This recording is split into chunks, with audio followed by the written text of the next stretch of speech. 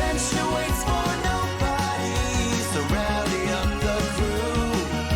Sailing towards our destiny, we know just what to do.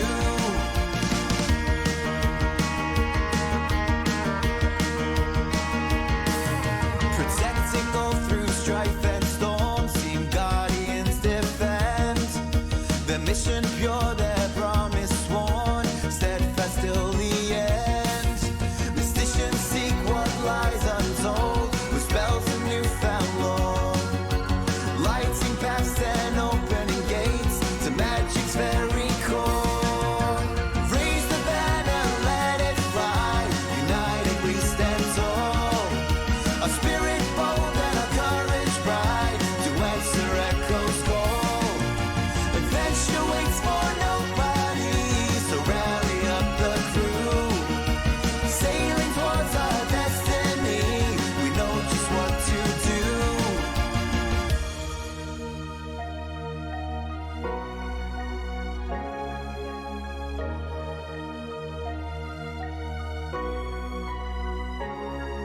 Spirits wake, hearts will grow. Lockstitch's name the world will know. Spirits wake, hearts will grow. Lockstitch's name the world will know. Spirits wake, hearts will grow. Lockstitch's name the world will know. Spirits wake, hearts will grow. Lockstitch's name the world will know.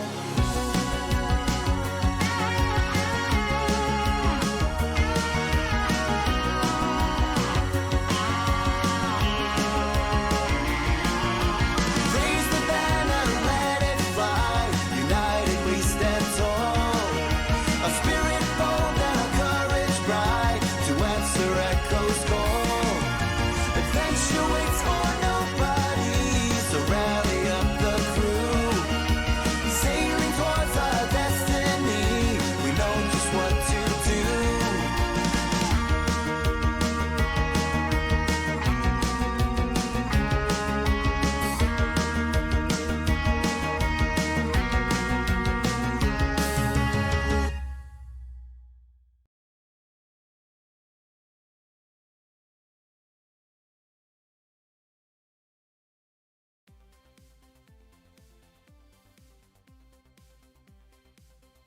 Alright everybody, welcome to the Speakeasy for starting of the second half of the Fated arc. So thus far, things that we know have gone on around Sanguine. We learned that the ancient source of the Order's power, the Tears of Fate, are somehow linked to the moon. And now that the moon's turned back on, it is pulling it into the atomosphere and cascading it around the entire Echo. Whereas that is not what the Order would like. The Order would like to be able to preserve their power, and they learned through some help of you alls that if you play something about secrets very loud, then it will pull in the Tears of Fate, because something about secrets shares a vibe with the moon. That is that, and once we figured that out, some of the folks from the node try to get themselves involved in the business of the Tears of Fate. There was a little bit of a squabble, some might say a murder, and we lost Merchant King Mastaban to a terrible tragedy. Don't worry, his daughter took over, and she is running the node. And that is where we're gonna pick up. Some of you are, Crew went missing. Crew's back. We are not, you guys know that those 4 members from yesterday's game are missing, but Akana said they're fine. And as of right now, Akana... Oh shit. This is after your sequel mission, Akana, or some nebulous time. Don't worry too hard about that. I thought we'd trimmed up all the loose ends, but we hadn't. There's still that game out there. where Akana is possibly in an exploding spaceship under the desert. But anyway, today we start in the node.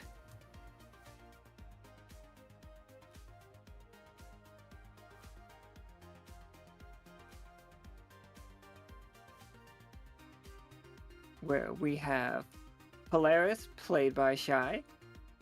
Hello, hello. And we have Pollux and Castor, local celebrities, Pollux and Castor, played by resident Pokemon expert Vala. Hello. I feel like there was more to it. I feel like I added something else at some point and then I have forgotten. But in local feral celebrity was one of the things I said. Feral celebrity.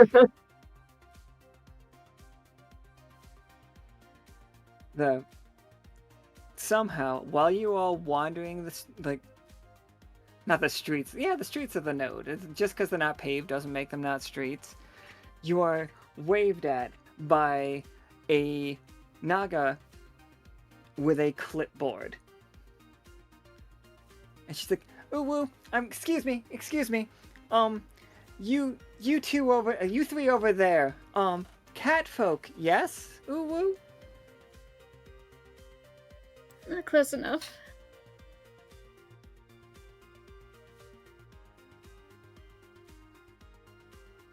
I mean, we're in cats, yeah, close enough. Anyway, what's up?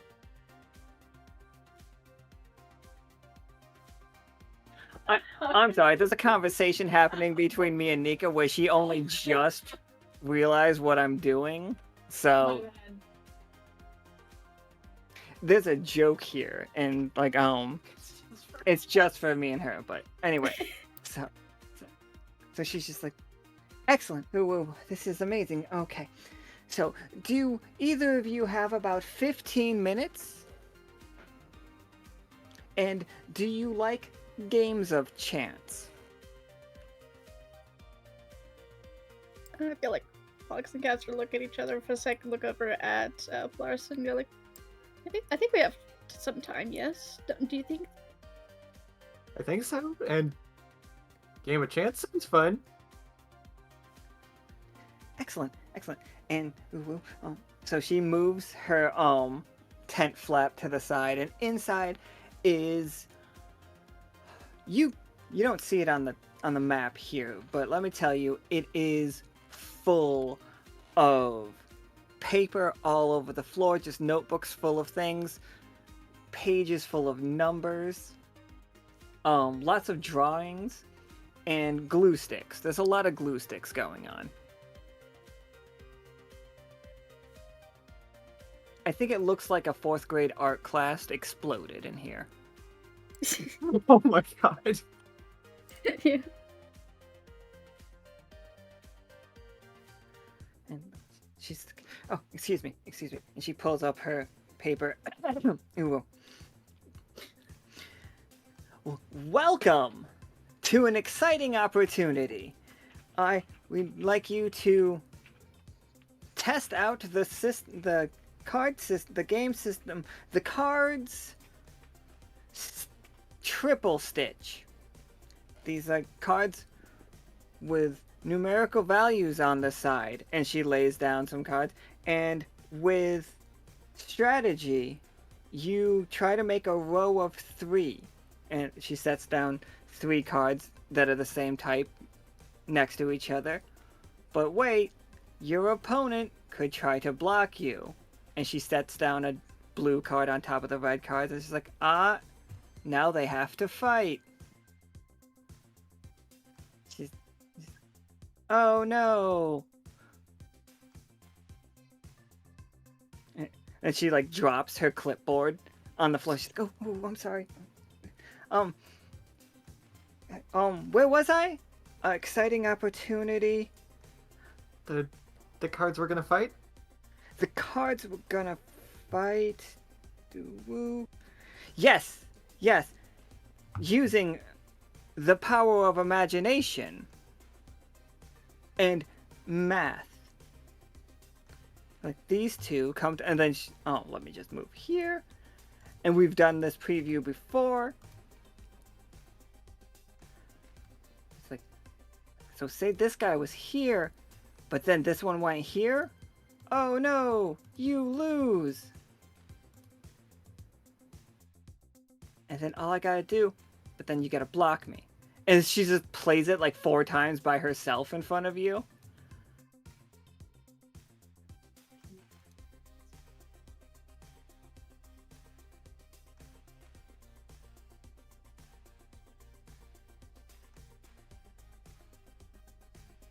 Oh.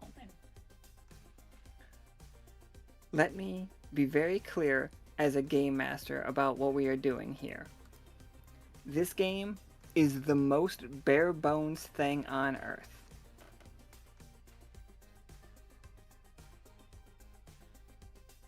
Does everybody see? Like, Yeah, that's the mushroom wild. bird. Can you touch that? Yeah. Why can you see it? You dealt with There Are it we is. not supposed to be able to see the mushroom? Not that one yet. Oh, It was invisible on my screen, which is the only screen it shouldn't have been invisible on. Roll 20. Please. You're shit.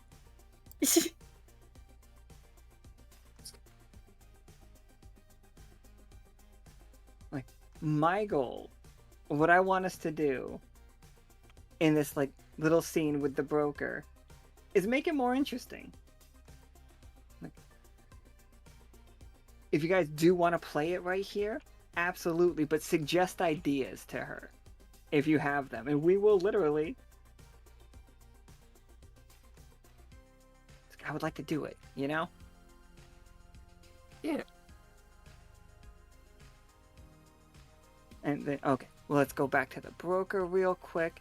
And it's just like, as you can see, we have like certain cards. Now, recent proprietor told us we should have decks based on things.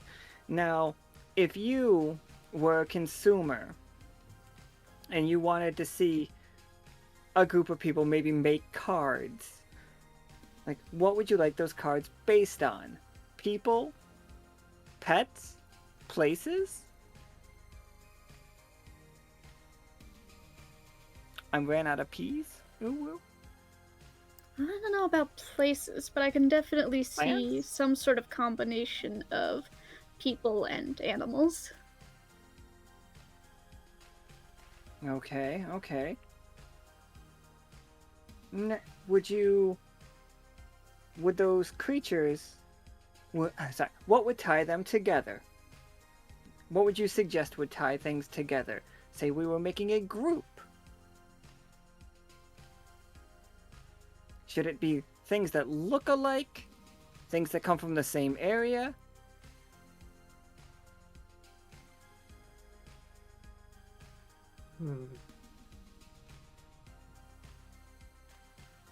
Grouping them by area would make the most sense, I think.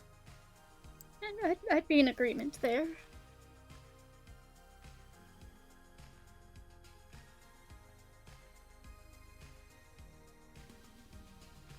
Okay, okay. And it's just like, alright. Based on that, the idea that she would have to start going around getting rights to people's faces for their artwork, you know, is very interesting. Now, sorry, Pollux and Caster, like, she passed you a survey. Did you fill out the fact that you were actually of Lockstitch by any chance on it? Probably? So excited. She's just so excited. And she's like, I thought I recognized you too. And she's like, and that must make you the Polaris. Heard about you. You are all fantastic. I heard you on the radio. The radio, woo. It's like, now, if this game picks up, we should talk advertising. Woo woo. Oh, for sure.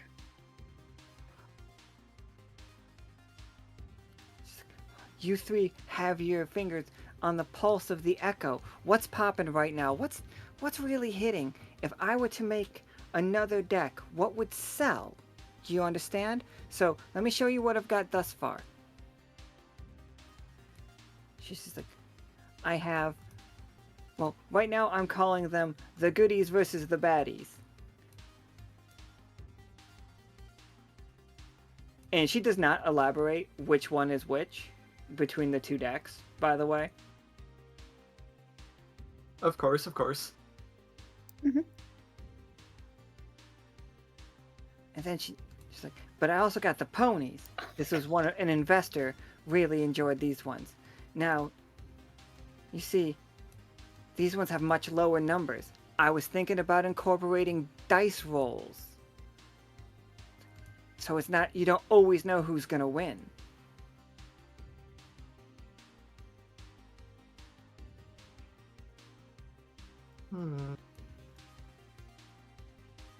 But of course, everybody saw that documentary that was released not that long ago about mushrooms. So they're really popping too.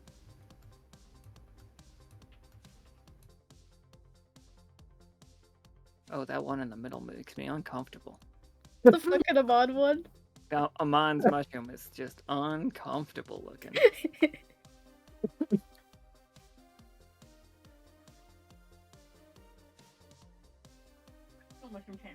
I'm not mushroom shaming. I might be mushroom shaming everybody. So that's my ideas. Like, but what else should we do? Like, what's really like hitting?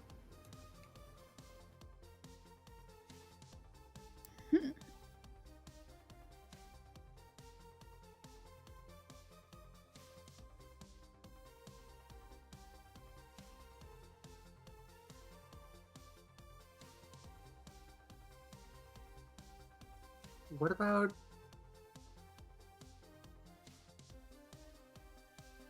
Okay. The player don't know if this suggestion is, like, workable, but I was thinking, like moon-themed, maybe? Okay, Well, absolutely. I was also thinking a bit of the moon. Like a Luna theme thing? Alright. So, If based not on Luna, then maybe Hell. Luna or Hell, Oh. okay. Like, based on artwork we've already done of characters that we've seen, who could, like, what would be a Luna? Well, obviously, you'd have Midnight and Osiris. Of course. Ooh, would there be like two? I could do a cursed one and a like Ooh, curse deck. Oh. deck.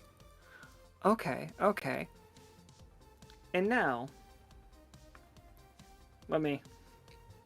so we've put into place the idea of a Luna deck and a Hell deck. I'm about these. Like we already have a lot of artwork for a lot of those characters. So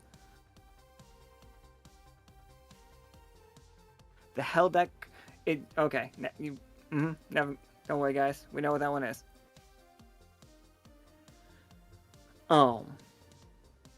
So what would make the game more fun?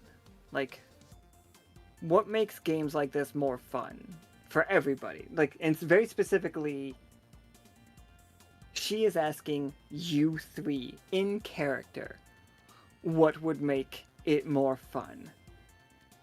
Is it the playing the game? And then she's like, hold up. Some of our testing has actually shown most people just like to collect the cards and not actually play them. Like, artistic merit. Some people know how to play, but they don't play, you understand.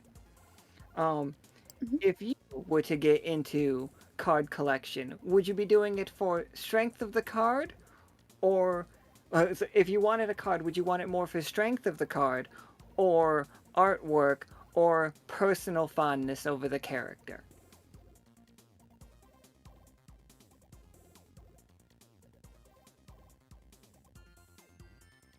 This is to all three of you. Well, in all honesty, I think I'd go after artwork first. I feel like you'd have Pollux and Castor at the same time saying different answers, being either. I feel like Pollux would say for the strength of the card, while Castor would say for the art of the card.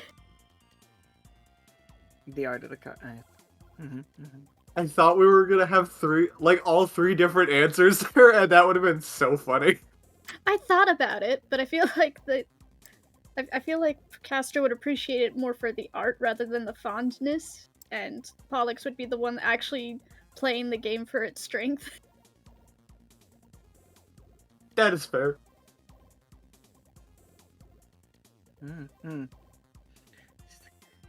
These are invaluable notes. Alright, so I've made some connections, if you could possibly believe it, with some very interesting sales folk. I think I have an in there. Ooh. Just like, and we all, like, all of the Echo knows that Lockstitch has been to the moon. We all know it. You all have multiple songs about it. And then you also have some of us who have been even beyond the moon, if you'd believe that. You know, people have told me about that Uwu a couple of times, and I swear I heard it, but I didn't know if I could believe it. Did you really go to another planet? I mean, if you want a technicality, we aren't even from the Echo, we are from another planet. All three of us. Ah! Claris just nods. It's true. The broker is incredibly interested in, like, that in weird ways. I don't...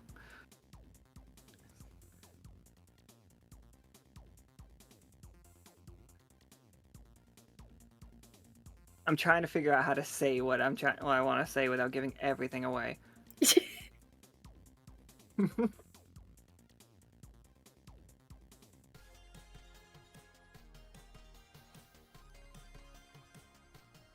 No, I think the broker just really is super interested. He's like, and Pollux and Castor, I know that you are a very successful author with the Red Planet Plaid, and I wouldn't ever, you understand, try to replace your current work relationship with your fellow author Quentin, of course.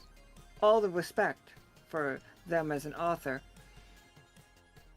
But I think your turnout might be a little low.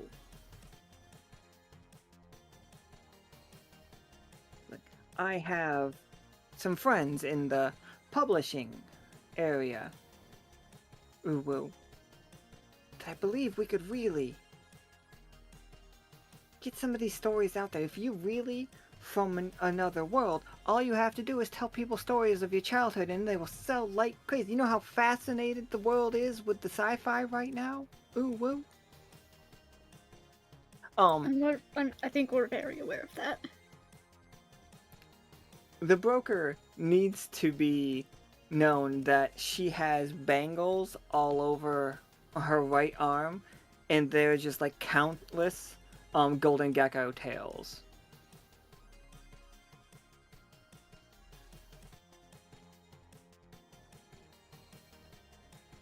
She is in deep with the golden gecko.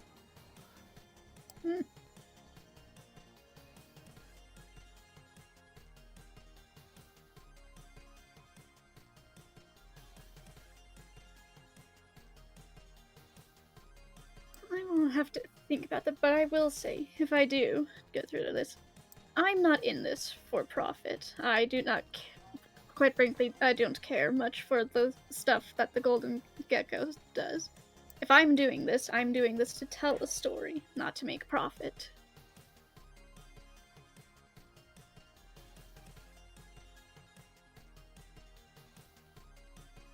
One second. Pollux and Caster, can you give me 3d20 on that? Yeah? That was almost a 20. It's also almost at 1. That was also scary.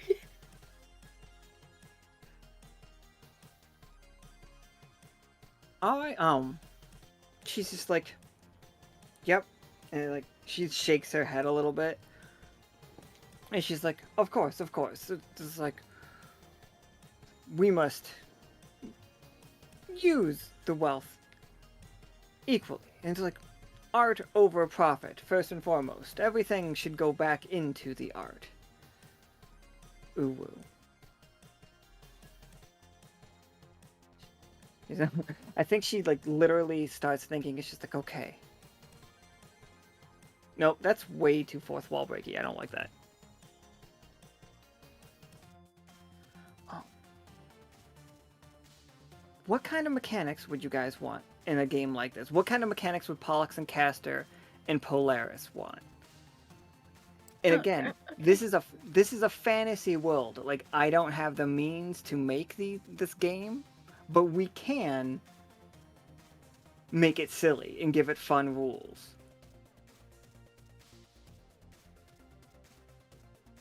See, I'm thinking because of the influence, I could kind of see this in the fact that I was just listening to it. I'm thinking very triple triad here, so it's like different circumstances, different rule sets, different ways to play. Okay, every like town has their own rules. Yeah. And like, probably something to give the game a little element of randomness so that it doesn't get too repetitive if you just like were to play the same person multiple times. Oh yeah, for sure. Okay. So how would we achieve that? Like, is the answer more cards per deck?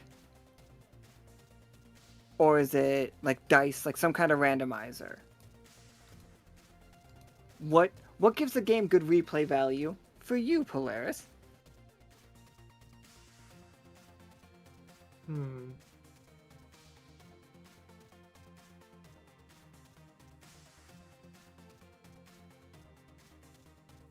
Well, maybe more cards per deck, because if people want to collect them, then being able to use more at once could be beneficial. As well as adding to the random chance of the game. Okay, are you implying mixing the decks up, allowing like them to all mix together?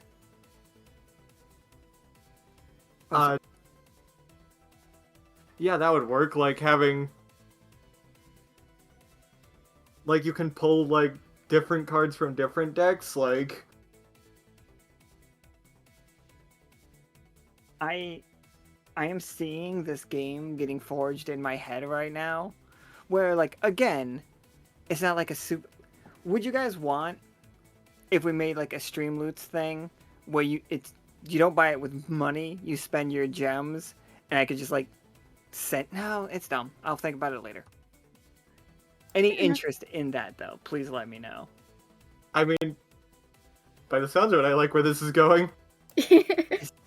I don't know how to like give you guys the cards like for real, but we would imply your character now has this card, and that's kind of cute.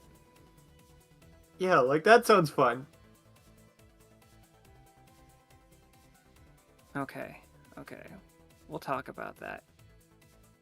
So regional variances and rules, and abilities that like.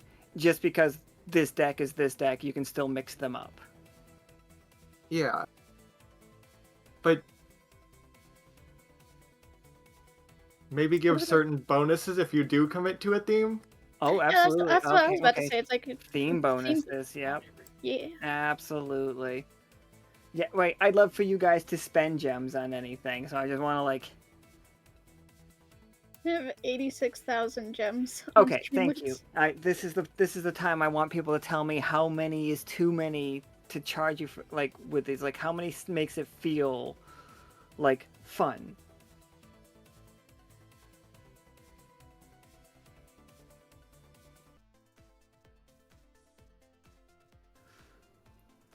Yeah, what Karam's saying right there, if we want to like randomize decks for sure, like you all like okay, okay.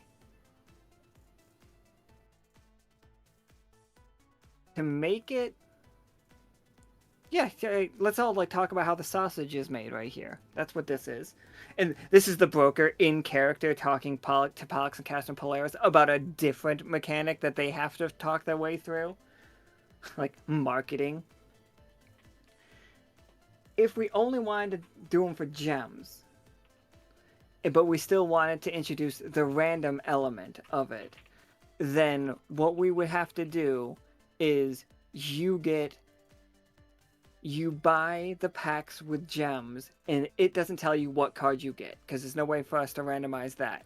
We would have a list and roll like randomizers for it. Like, you have a X% chance of getting like a mythic rare kind of thing. That sounds interesting. That Like- does sound very fun.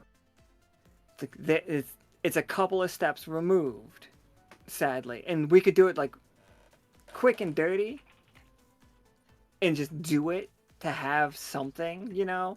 Because sometimes I get too in my own head and we don't end up doing the thing because it's just like overwhelming. I think we all know what ADD is like. Yeah.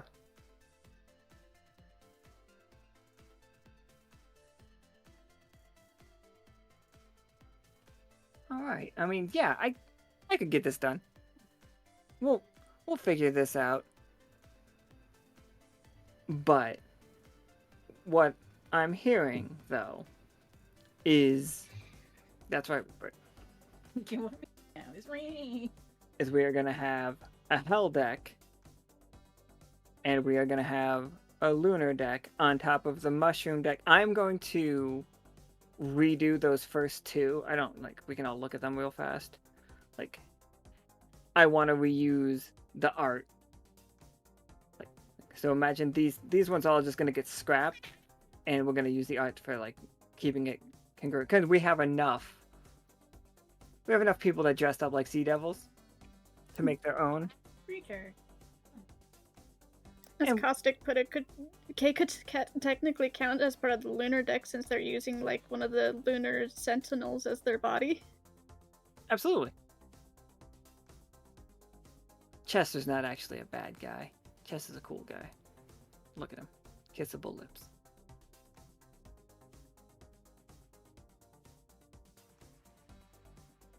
And do we like it better with static numbers, like a 7 beats a 2, or do we like it better where you roll dice? I personally prefer the static numbers. Yeah. Static numbers, okay. You could always have like a rule. Sorry about the dog. You could always have a rule set out there where it's like the opposites, where it's the lower number beats it instead. Absolutely, that would be making a bunch of pauper decks. Yep, as Professor put in there. If there's like a tiebreaker, could always use dice then. Oh, yeah. Okay, absolutely. And while we're here, like, making notes, do we have any in Triple Triad and in the other one? Each direction corresponded with something, you know what I mean? Like, up was usually meant that, like, they had, like, a pole arm or something, the one on the top, and like the ones on the left and the right usually meant their left and their right arm. Like, if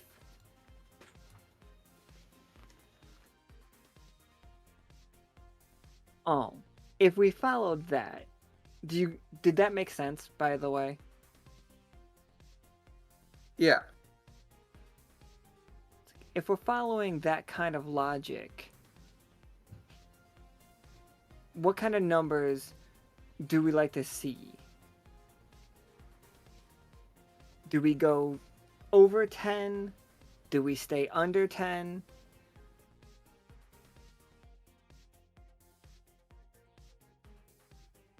And while we're thinking about that, Syria, what is, like, Polaris, what is a group benefit that could exist? Like, you put that out there, what do we got for another one? Like, what could one do as, like, a starting deck? Or a starting place?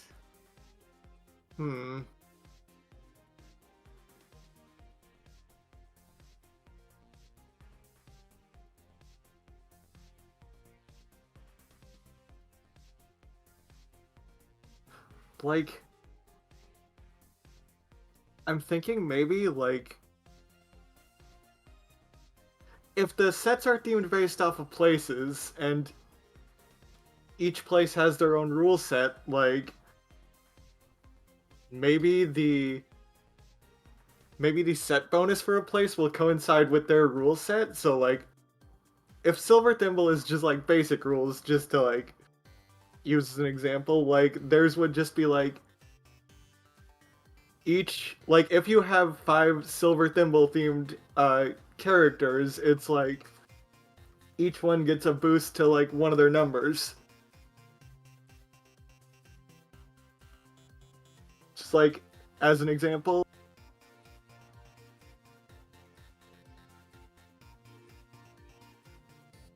Or, like, if we're going with the, like, flipped rules thing, it would be the opposite. Like, if you have, like, a deck themed around that side with that rule set, it lowers their numbers, so it's more beneficial for them for, like, that rule.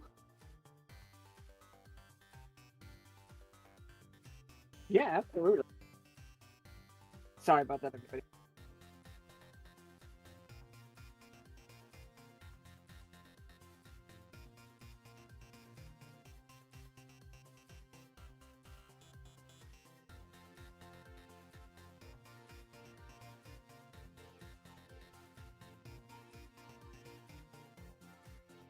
Sorry, cat wrangling.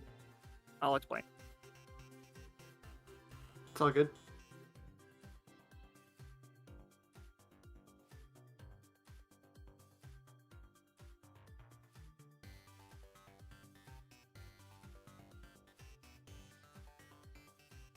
Yeah, I mean, absolutely.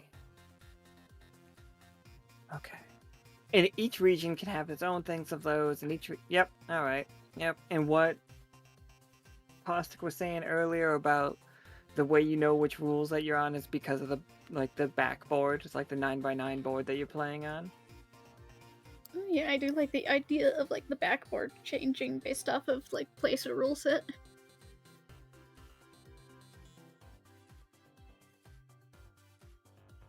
Okay. And there are easily 20 different rule sets, because we have 20 different sides. 21 if you count the Moon's rule set. That one gets really weird. I would love to know how wild the Moon rule set is gonna get, like... Just chaos. Mika's picturing the Moon as just 3D chess with this. Oh my god. Or the 4D chess, like the pillars. You gotta win here, but then you gotta win here. You need at least 5 full decks to play the Moon's version of this, by the way. Dang.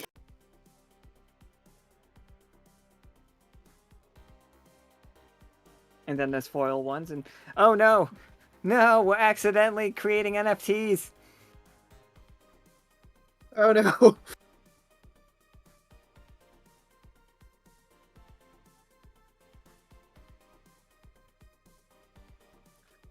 Oh no.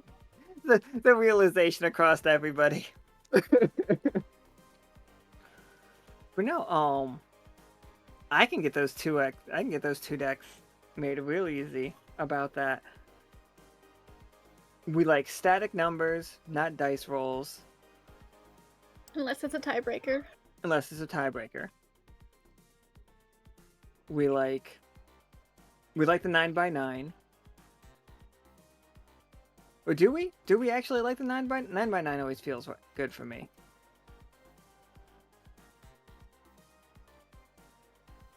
I mean, yeah, I think that would work. I always thought it was But better in Final Fantasy VIII So- than it was in Final Fantasy IX. I'm sorry, go ahead, Bella. As we're like trying to number in my head, when you say a 9x9, you just mean like the square that has 9 Yeah, I'm spots in sorry, it, right? 3x3. Yeah. Yeah, I was about to say because like a Not 9x9 board 9x9, is that'd be huge. crazy. That would be like a war. That sorry, I know what side 14's board looks like.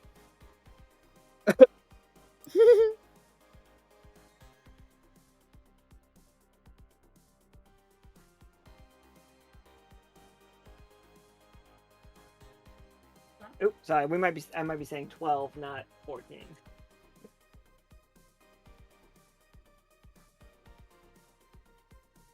Sorry, my bad, 12. I know what 12's one looks like. And that one is 9x9. Oh my gosh.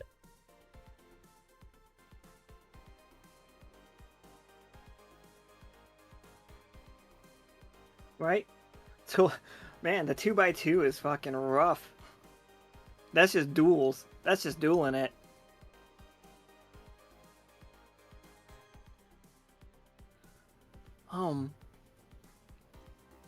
Absolutely.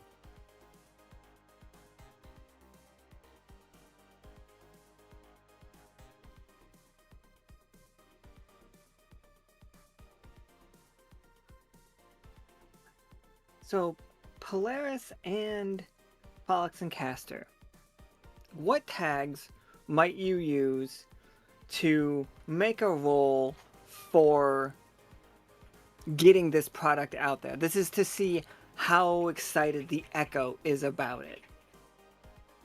If I was to use my own tags, I could see using communications and celebrity here. Absolutely. Both of those sound perfect.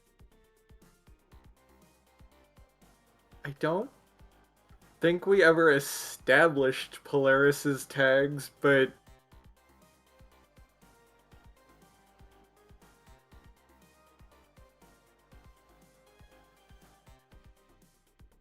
Did we not? That's a shame. We should no. definitely do- But I mean, one that I could probably set in stone that she has, like, just right offhand that might actually help would be, like, charming. Oh yeah, 'Cause charming. that kind of feels on brand for her.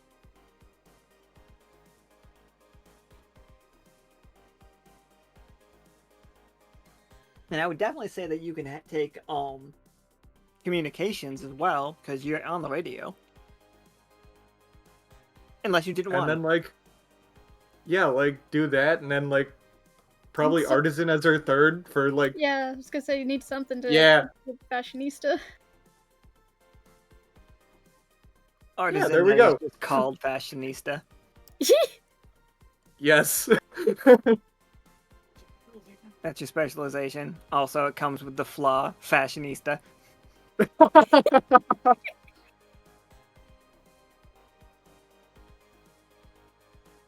Alright, absolutely. Okay, so you three are behind her. You're behind the broker, helping her out, getting this off the ground. So, make me rolls, and then let's see how well this goes. I think you both can roll. Well, Polaris can definitely roll all three of their tags, so you can give me 4d20. And yeah, Pollux and Cass can definitely give me 5d20 for Polaris, 4d20 for Pollux and Caster, because I don't think Elementalist helps us here. Yeah, I'm in agreement. I don't think Elementalist Yeah. helps here. Wouldn't that be 3d20 then, since I'm only using 2 tags? Oh yes, I'm sorry, yep. 3 and 4, that's how many. Okay. No, I'll take a 17.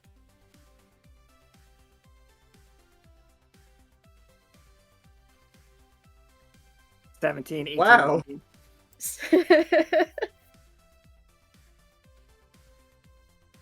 then yeah, it goes really well.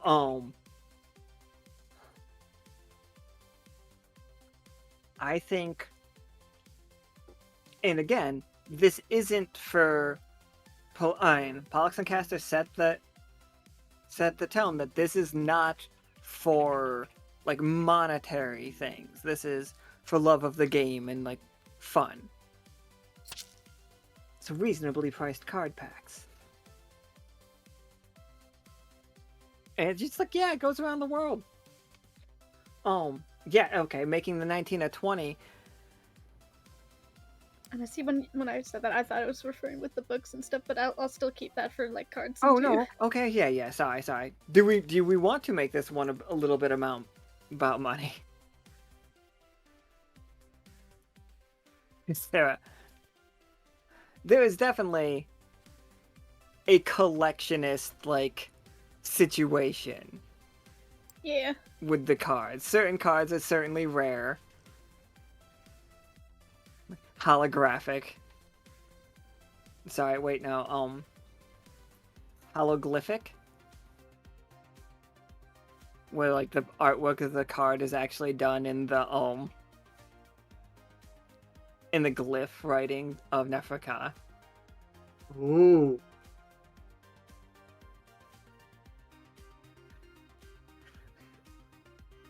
The fact linear fucking Volpa gets a holofoil Krieg and it's like a Charizard. It is just the artwork from Charizard but Krieg's face.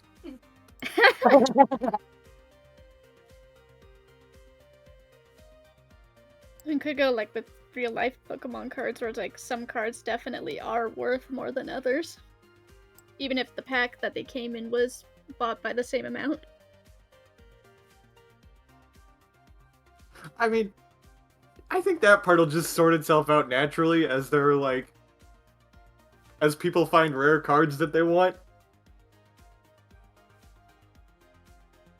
I think maybe like card packs all cost the same unless it's like a special booster pack and then it's like a little bit more. The broker just like finger steepling, like we will build an empire. Scalping is legal for these cards.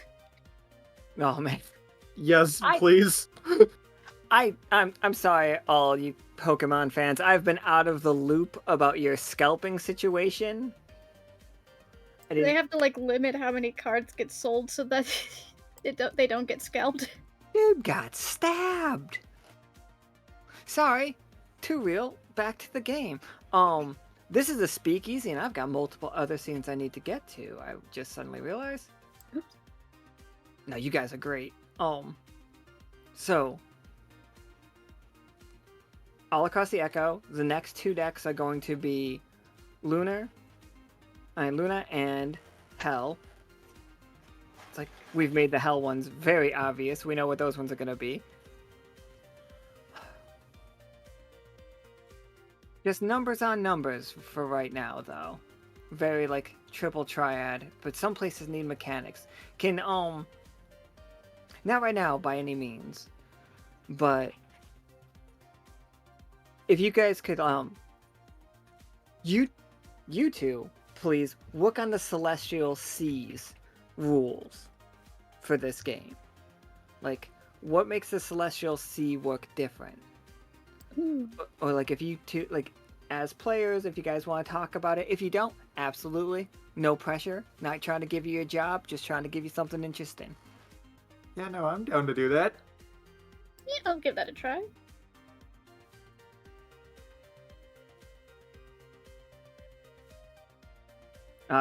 The answer, like, we got Beeromancers involved in this. This is the one good thing. Keep the scalpers away.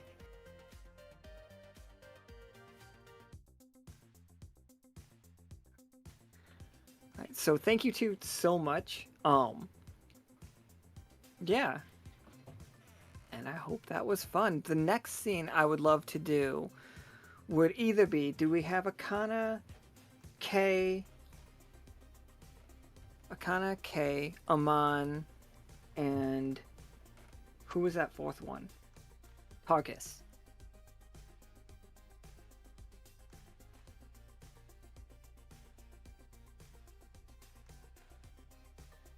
Thank you Think we're two good to make so our much. way? Oh yeah, Sorry. no, I was just gonna thank you two so much for playing. Were there any questions or anything else that you guys wanted to take care of before we switch scenes? And was there anything that we needed to do? Nope, I don't think so. Not that I can think of. Excellent. So thank you two so much. And yeah, I'm gonna try to get that up and running as soon as possible, just so I don't like let it sit on the back burner. And we'll do something dumb. Yeah, it'll be great. I agree. Thank you.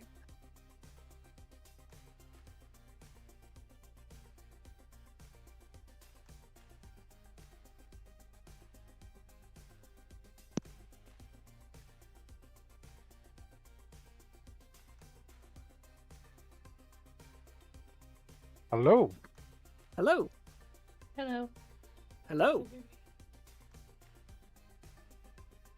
Is everybody wearing clothes? Why? Oh, Nika was Why? trying to like move people's artwork and such around to make sure everybody was dressed how they're supposed to be dressed. They're Forced us into clothing?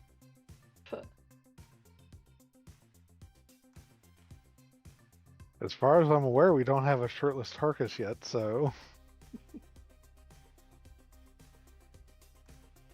I suppose Amanda's wearing clothes. I at least Oh. have my on. We are Sea Devil. That is the artwork I was using for the tokens, just because they're so goddamn cool. Fair they enough. are. There's a dirt bike driving by, and also my power just flickered. That was wild. I blame the dirt bike. I blame the dirt bike. Coupon code, I blame the dirt bike.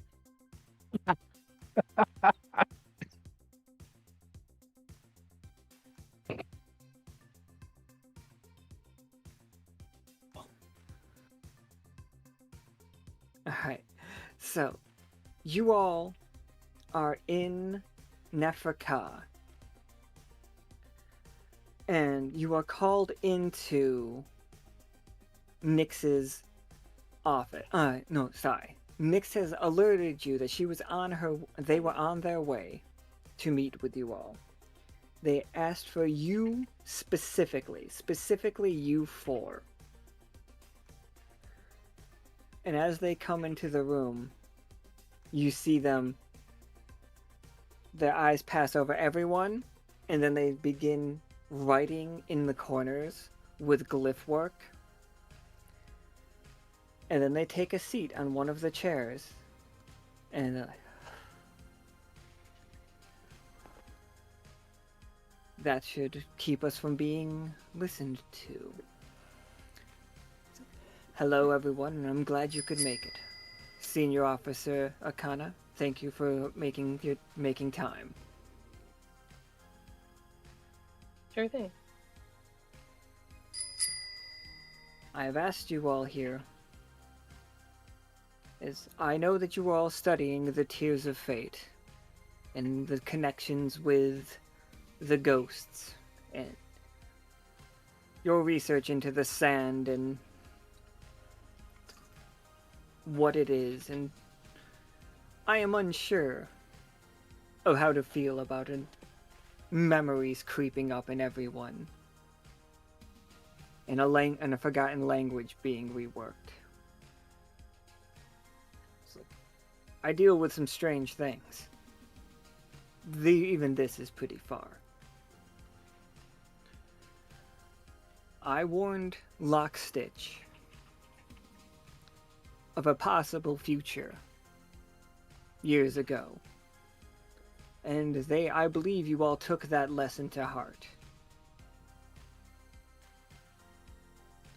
Look directly at Kay for that last bit. Oh, wait, and Akana.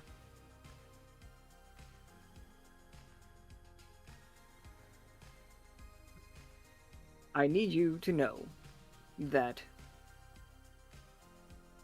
also, Nyx's eyes are pouring out the tears of fate even more than normal. Even more than you are used to seeing them, Amon. Kay was never warned, they just got mentally invaded.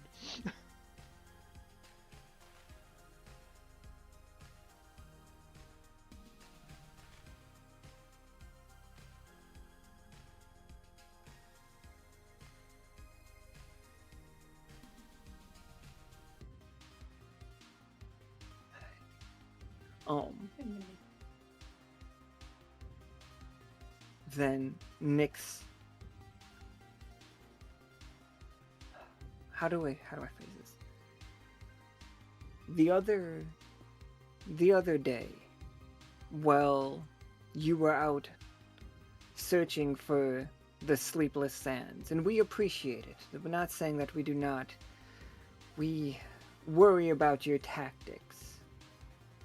Looking at Tarkus. I understand there was a moment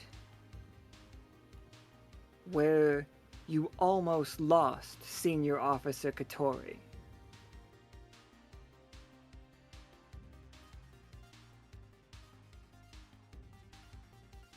How did it feel when you changed fate, Mr. Gagehands?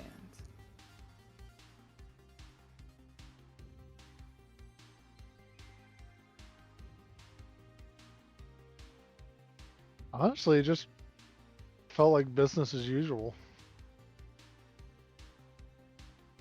Fascinating.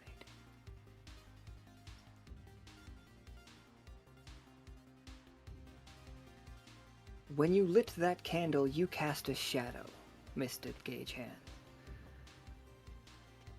That shadow lays across the desert, a nightmare. We are using our powers to contain it. But we are going to need to send a team of dreamers into there to end this nightmare. And she looks at all four of you. We have reason to believe this has connections with the moon. And we have reason to believe that it is not going to be safe. It is an alternate situation. A time where your senior officer Katori senselessly died.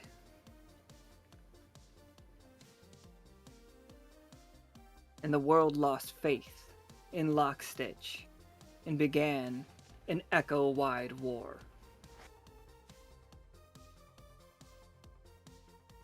I've taken a look into that world. Groups, bands of blades, they call each other. The silver thimble has fallen.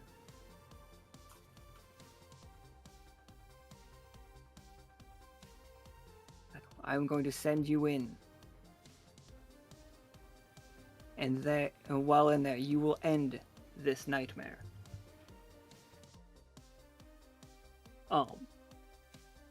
This is me pitching the fact that the next Heart game is a game called Band of Blades. It is a Blades in the Dark similar game, but instead of playing one character, you play as a band, and the characters are much more expendable than you might normally consider. So what I'm interested in doing is when we go into this, like, war-torn timeline, the crew that is left is trying to get back to where Tarkus changed fate. And that moment is when he played the I'm Still Standing card. Tarkus doesn't play that card, Katori dies.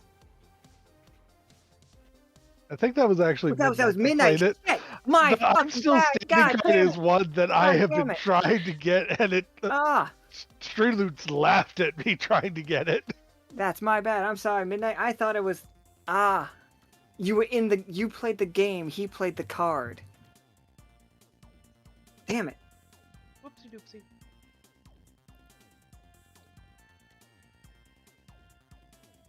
Then we could have 5 people, right? Oh, that game is actually going to be more than that. That game Amazing. I want to be you each have a band. The crew in that world got not completely destroyed, but faith was lost when Katori died in the desert in this world. The crew did not stay and help Sanguine, and they did not stay and help Neferka Aman in that timeline. They went home to lick their wounds and mourn their dead. And in that, your enemies took advantage. The Shaper saw the moment to make multiple attacks and had claimed much of the echo. Like the Thumb saw everybody in a weakened position. They also moved in. They took Consonant first and then Dyad.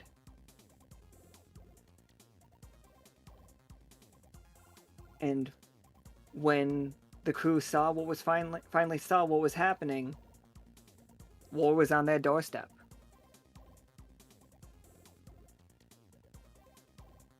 And this story is the story of you all getting out of this situation, not by winning the war, but fighting your way through it to get back to the anomaly.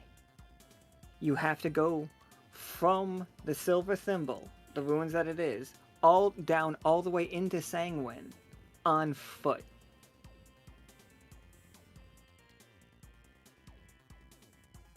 Or whatever vehicles that are left over after this. And that's what I would like to pitch to you all. So say you 4 were team captains. What would your squad specialize in? Because Band of Blades, I will give you guys the rule books for it when it gets closer to actually playing. I don't want it to influence what you say here by knowing what people normally do. But there are classes like the heavy, medic, things like that.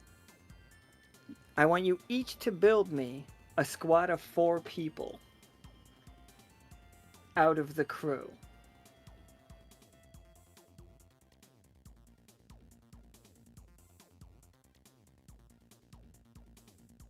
If you're worried about not having enough information, let me help you a little bit with.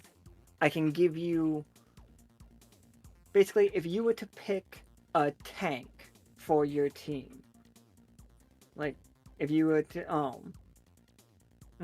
don't want to do that because I don't think Akana would build a normal adventuring squad. You know me too well. I was thinking infiltration, rogue tactics all the way.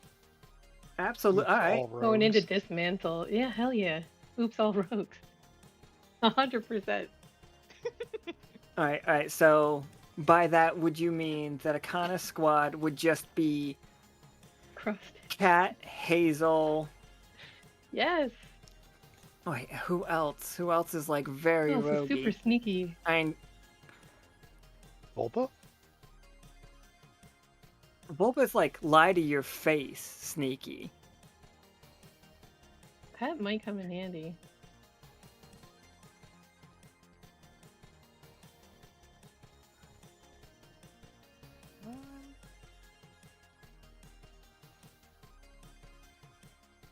I mean, yeah, Karam or Karam, sure. or Nickel are both pretty sneaky Mhm. when they want to be.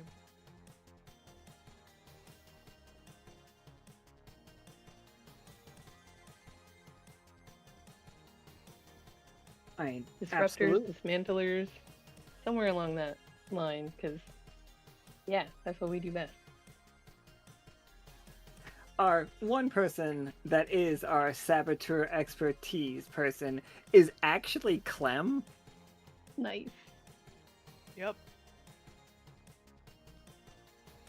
That's Where, fantastic. just out of curiosity, where mentally would the crew be here? Oh, pretty fucked up, I would say. Yeah. Like, 'Cause the whole also, echo unlike didn't the turn other on you or Heart anything. universes, they're magic. There is magic here. It is Band of Blades is a lower tier magic, and the the explanation for that is the Shaper is winning. The Shaper is winning, and he is already installing his null rods into the echo. So magic is significantly faded, and you have to go through his territory to get to where Katori died. So you're going into the least magical parts of the echo.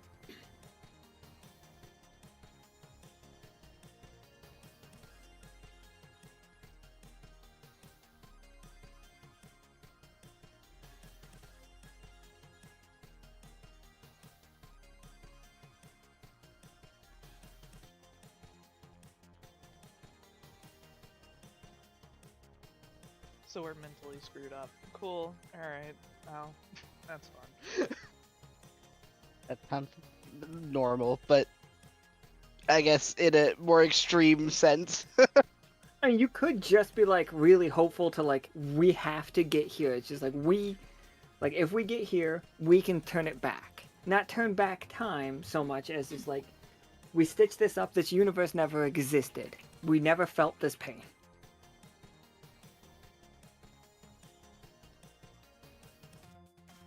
Or you don't want that.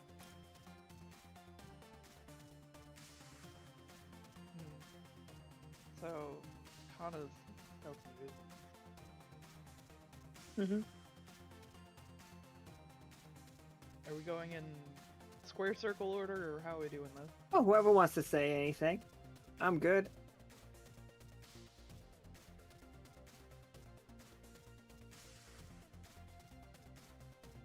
I don't know. I feel like me and Kay probably would have similar vibe squads. So I'm, why don't you go, Kay, so I don't like double up on you. Oh lord. So Kay has already been stuck inside of the head of someone who has already experienced a broken world. It's themselves, obviously, so I don't think they would deal with the end of the world again very well. So again, towards cold strategy, I would think. Maybe Rennick. Trying to think who else.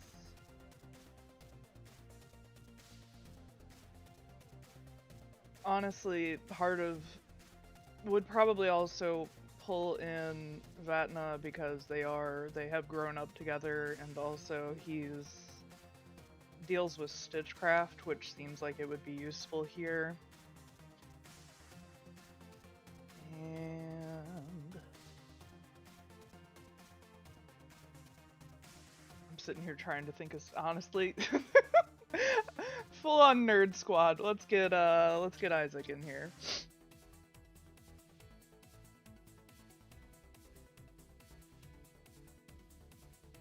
So, probably Rennick, Isaac, and Vatna.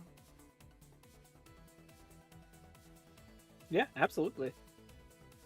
Makes sense as a squad.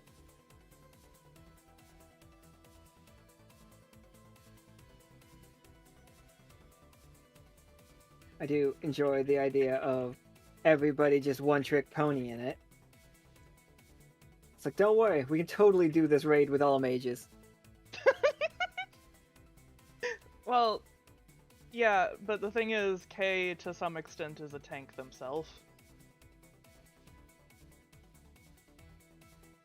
Yeah, absolutely.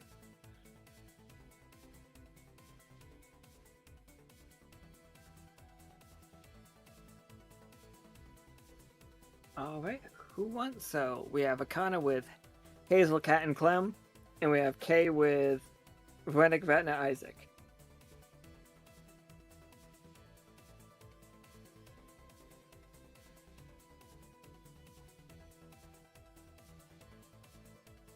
I think the easiest one for Amon is just more like people he's comfortable with, but definitely knows that they're skilled enough to help assist. So I feel like Amon would pick like have Pim and Cass definitely, and then probably Pollux and Caster.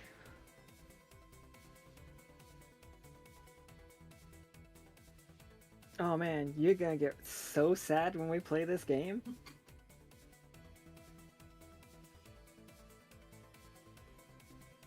I love being sad. I am fucking like I just need you all to know. Like I'm gonna put the cards on the table. The characters that you're picking right here are the characters that they're are gonna very die, likely right? you're gonna see that die. Yeah, I figured. I feel like, well, I actually maybe I don't know, because for Amon, I feel like it would either be Pollux and Caster or Cash, but God, I don't know.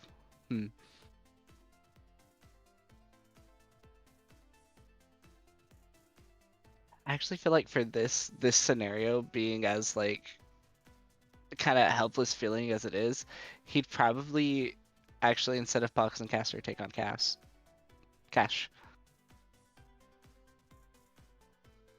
Oh, kitty cat man. Alright, my sister.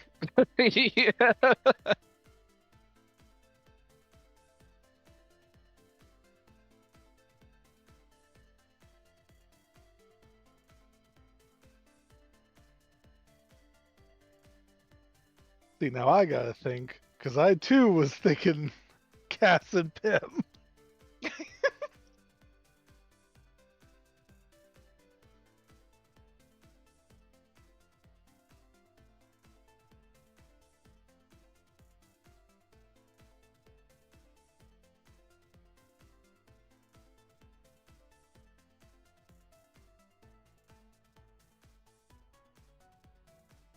I mean, what are you going for here? Is it like a theme, or are you doing like a more spread out thing?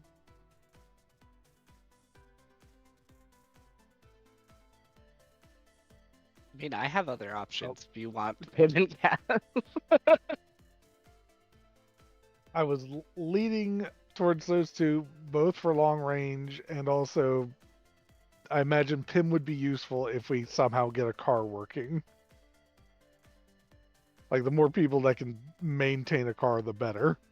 That's kind of why I was thinking Cash. Wait, did we both just, like, think Mad Max?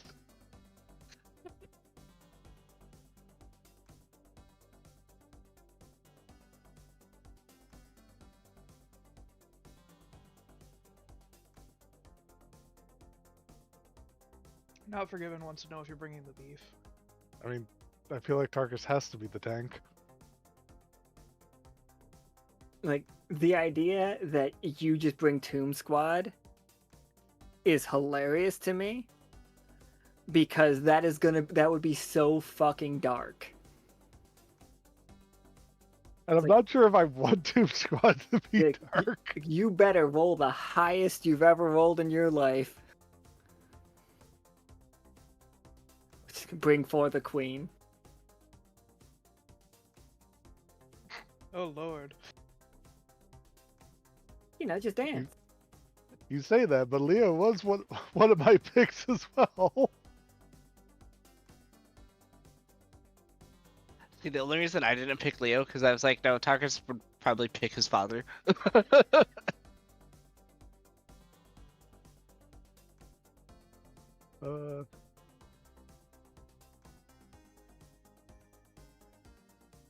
Yeah, I think Leo,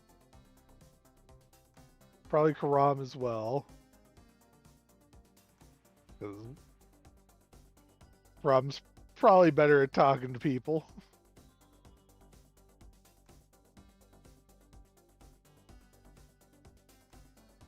for the 4th.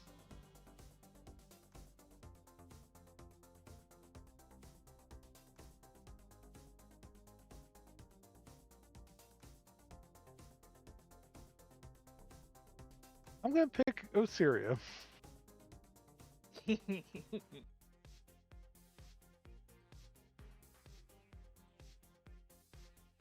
All right. I mean, absolutely.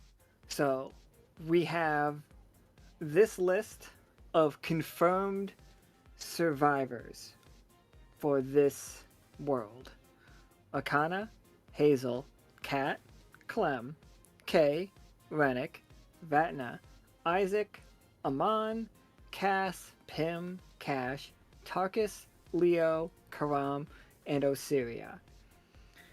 Now, before we set off on this adventure to try to like rewrite reality or close up this anomaly, Lockstitch fell. Like the silver thimble fell in this one. They didn't suddenly disappear. Like they were slowly defeated by their enemies. Where are all of you character-wise, do you think, at the start of this game? As we break up into these 4 disparate, like different people, and each one of you are heading a different way to get here, to get to the Sanguine Sands. Akana, you have these spies. What is your mode of transportation? Yeah, which direction are you planning on going? Let me get the map. Are we leaving from the thimble? Yeah, you are leaving from the thimble. Alright.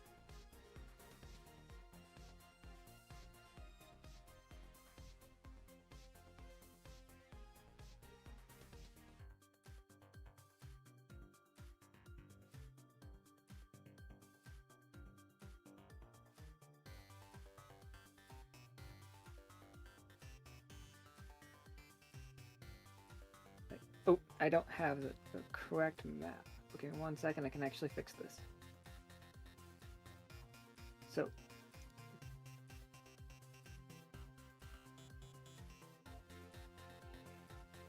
we would be leaving from right here, and we're going down here. Let me get that other map.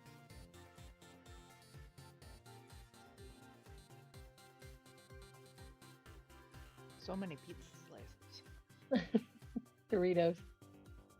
Doritos. Cool These Ranch. are all Cool Ranch. Yeah, and the bottom one Hell is the spicy yeah. nacho. Jeez. I don't want to eat this Dorito. I'm just gonna say that. This is the Dorito. This is where I draw the line. This one or this one. You don't want green Doritos? I'll eat it. I don't like Cool Ranch Doritos. Oh no. I'm sorry. I'm sorry. Open the 15-year-old Halo Reach bag of Doritos. I love me some Ranch Cool is my favorite. Oh my god. Cool Ranch. Taco Bell bringing back the Cool Ranch taco, and I'm so excited. Look, the Honestly, Cool Ranch makes the spicy brain happy. Wow. I mean, I'm only glad you all really found like- happiness. I only really like the Cool Ranch when it's like heavily got the seasoning on it. If it barely has any on it, nah. It's gotta be caked on it. It's got to be caked on so I Cake can ranch. actually taste it. Alright, so you guys can give me a not even, you don't have to give me the path thing. So let's set up some things that happened to your characters in this world. Akana, the death of Katori, once you read through the file, the entire thing. All of you did. All of you can, but this is for Akana specifically. When you read through it, you saw the moment. You saw the moment that Pym had a tough choice, and she focused on damage and being loud and adventurous, and that cost everybody taking damage. If that choice had not been made, then Katori would still be with us. We would have, like, yeah, the creature would have still been alive. The creature still would have fought. But Katori would still have been alive as well.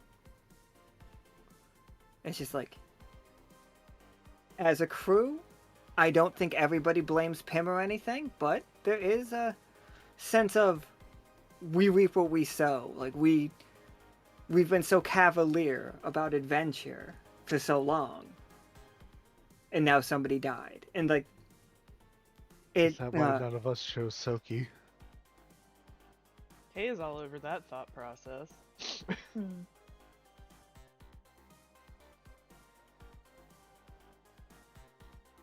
So one of the first things, Akana, that happened, was the fact that,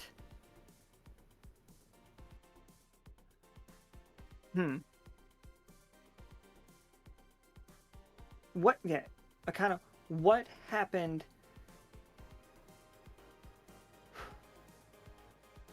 I'm sorry, I'm drawing a blank.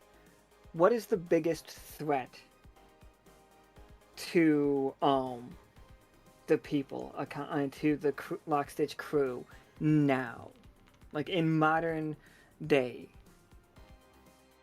like of the game? Is there a group of people that are actively looking for you? Did you guys like make somebody mad? Are there bounties on your heads? Like, Probably. we got bounty hunters? Is that what it is? But I mean, I was thinking more of like dysfunction and like a loss of unity.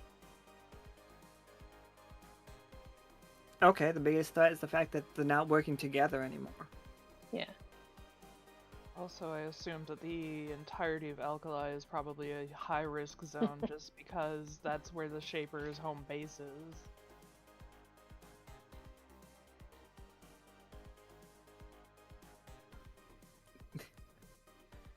News Channel 6 being a paramilitary group is next level.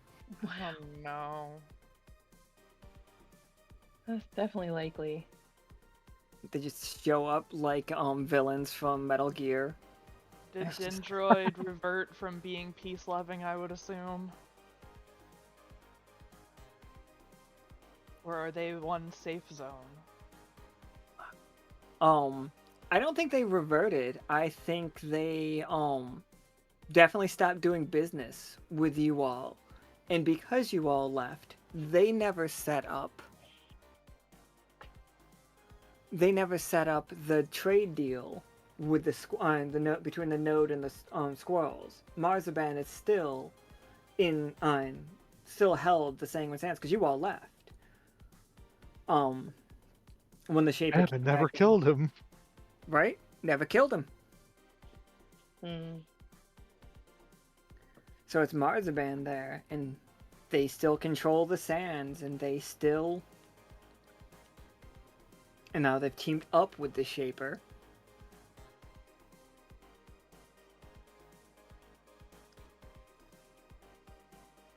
I'm sorry, Amon. Neferka fell. Yeah, probably. Without Lockstitch's help, without being able to see the future, Neferka fell to the Shaper and Marzipan as they raided. Mastaba? Nah, it's probably still fine. It's protected by a giant dragon.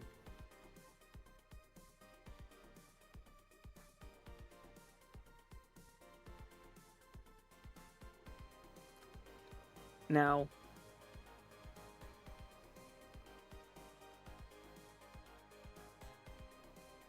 what else do we need to know about this world?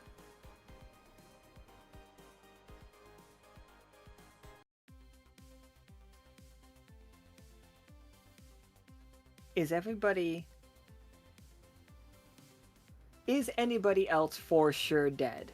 And I don't think that can be necessarily our call, but except for NPCs.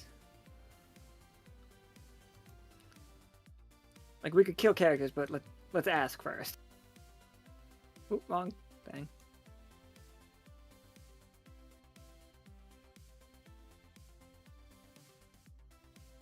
So is the world mostly focusing on us Yeah. as far as like enemies, or are they fighting each other as well? All the enemies have really gone in on you all right now. It's like they may not like each other right now, totally, but in this moment, you need to be wiped off the face of the Echo. So it is the Shaper with the help of the Thumb have like moved south, and some of like tangentially, other enemies are definitely there picking sides, but some of them are probably fighting on your side, kind of. Hmm. Oh no, Namak's not in a box. Namak got out. This is after Namak came out. Yeah. Congrats, man. Congrats. I'm so proud of you for coming out. I was thinking the same thing. I was like, man, do I make that joke? So I'm really glad you did. I feel like Dactyloid is probably working with people on Bone Meal, just because, like, to set up like a staging area because it's closer, and they hate us, and both sides don't use a whole lot. Well, Dactyloid specifically doesn't use magic, and then Bone Meal is less magic inclined.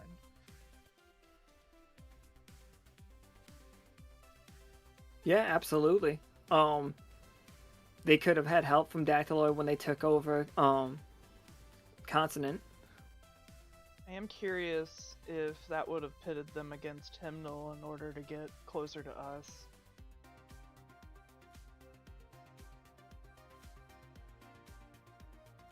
Possible. I'm not sure where Hymnal would. I actually do know Hymnal would land against you all as well.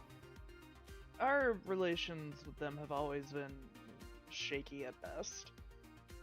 Yeah, but now we lose Chad. Oh man, Chad. One day we'll actually get to see him instead of the entire game happening in Discord where no one could experience it. That game, it was experienced, let me tell you.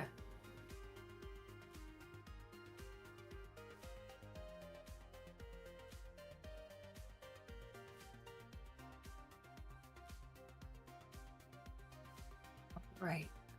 So now I'm gonna ask you all, are you four interested in playing this game?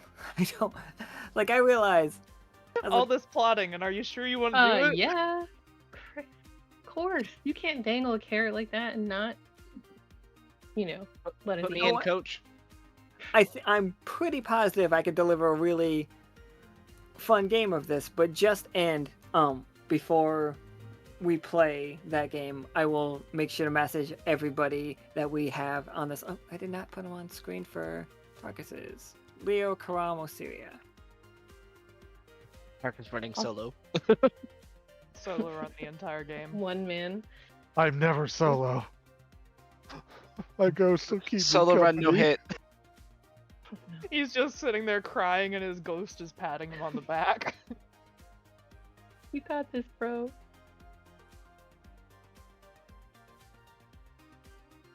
Watch the solo attempt just be the only successful.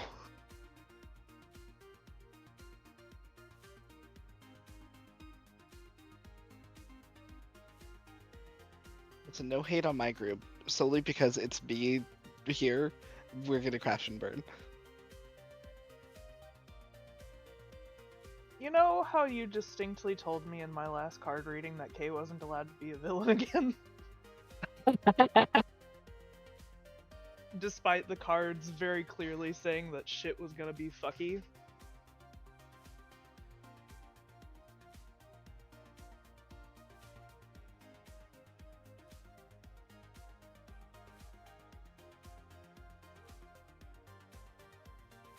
in like just because, like I was saying, we gotta get everybody's permission because Band of Blades is a game where the characters basically have no HP, and you are supposed to spend them like a resource.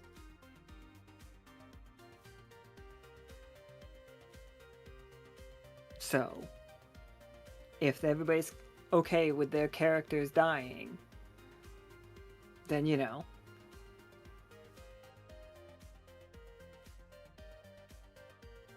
But otherwise, I'm really looking forward to it. Yeah, and if folks aren't okay with their characters dying, we just gotta come up with new teams. Exactly. No big deal. I'm sure there's plenty of people here willing to have their characters killed.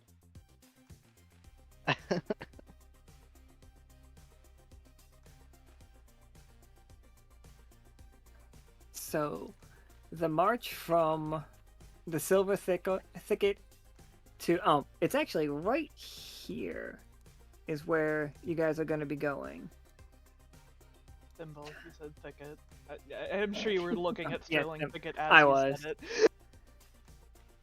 it. We're going from the Thimble into the Sanguine with, if there is an airship left, one of your teams can take it. If the Oh, I'm sub's sure left, that's the Leo team. one of your teams can take it.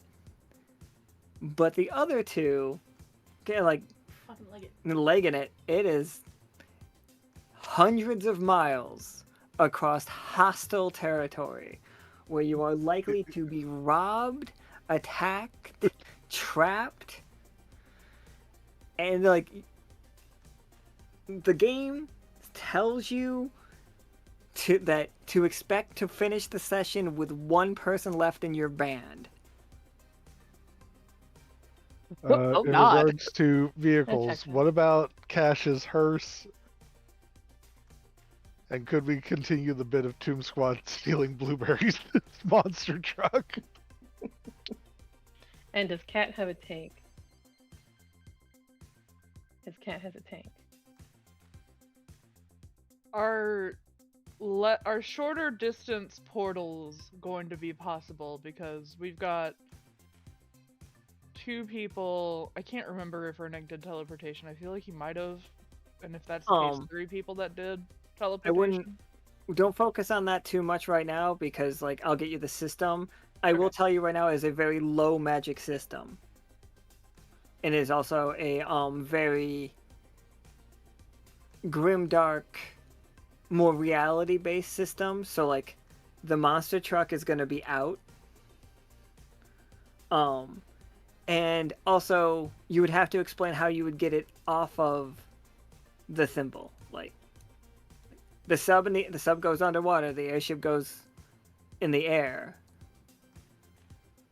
But you guys could do the whole ferry thing, but that would add a step to it. Just so you know, if you wanted to get the hearse out of there, you'd have to add the step. If you wanted to bring the monster truck out of there, you'd have to add that step. But I'm not saying it's impossible.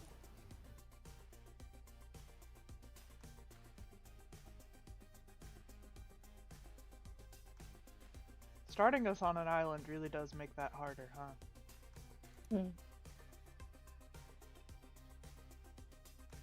I mean, I assume whoever has Leo has access to the sub, or possibly even the airship, but airship could also be Pim. That would make sense.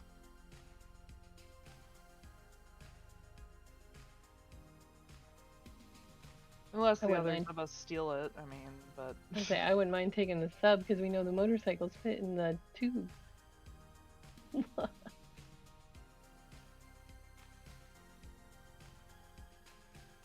Man, what canon. survived though? Like, no, that's absolutely canon and canon. It's both. Exactly. Zing. You just fucking said zing. I heard that, like I saw it at the same time, like you see comics. It just went flashing past my eyes, just zing. I have an overactive imagination. Okay. But yeah, we will. I will get you guys the setup for the Band of Blades. We're gonna have to tweak the rules a little bit because, like I said, it is a much more limited magic scope than what we normally deal with. But that is, it just I want to do more Grimdark because I thought we had so much fun with the Grimdark, and I didn't want to do Heart again because they really only have a handful of classes in that system. And we were already bumping against repeat classes.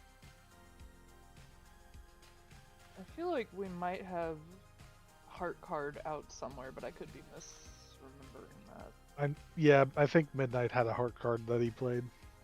Possibly Not Forgiven. Absolutely.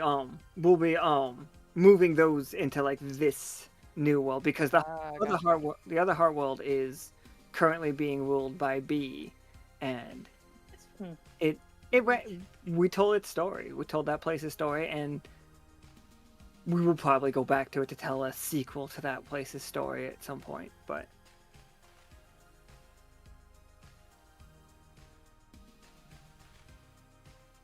Yeah, I wondered if we were going to experiment with other alternate timelines.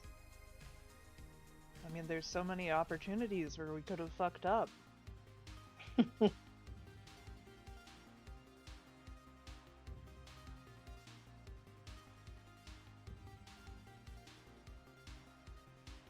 excellent. So that is what I thought, that Not Forgiven had one, and Nika did just confirm to me that Minette called it out. I'm so sorry, Kay. When you went to Isaac's office to get him, he wasn't there. What? Somebody said that they saw him leaving town. Like he was heading off with a very distraught voice. I'm gonna make him play. Dang it, but he in the chat said he would. Okay. Oh no. Secret conversations happening in the background, I'm sure.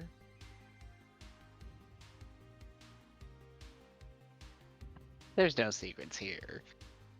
You guys are gonna get me to hum the song again. You mean something about Yeah. secrets? That's it. That's the earworm.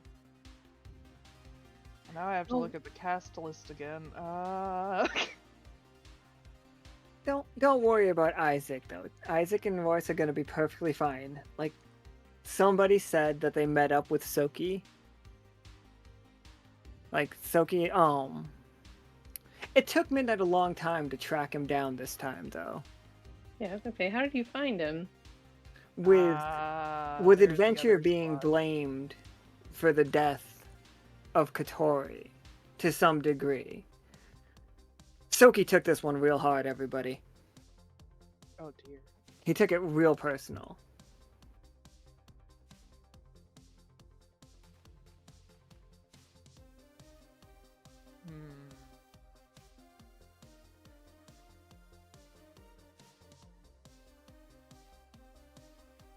Do we have like a cast list? Because I don't want to miss someone that I would be a good pick.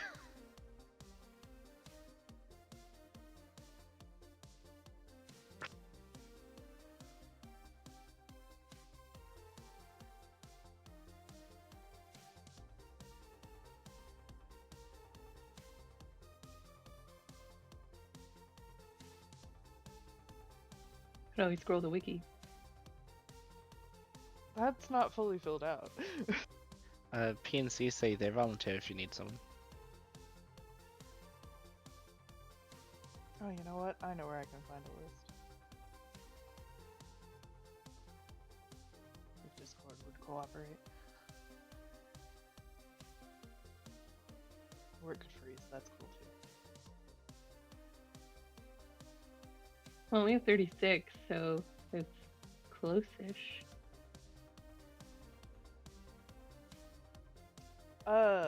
If I disconnect, it's because my Discord has frozen. No.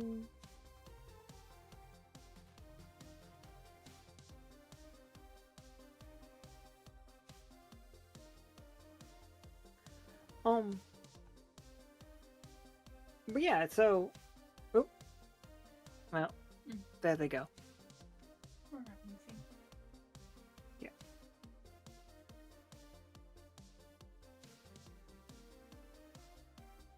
Am I alive? Define alive. I'm here. Okay. Oh, I've been given a list. Are you checking it twice?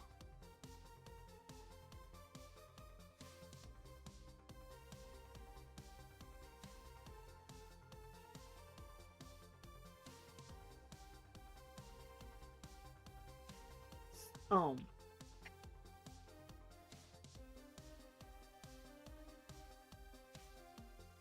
if you would prefer to just go in with 3, because you can. You absolutely, Band of Blades is anywhere from your character team 1 to 5, but since we always do 4-party adventures, that's why I picked that. But you could have just had your mind set on Isaac and then went and he wasn't there.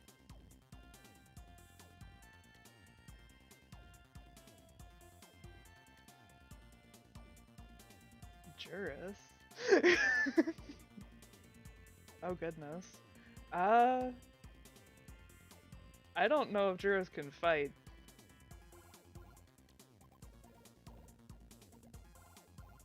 But since you're over there volunteering yourself, I'm...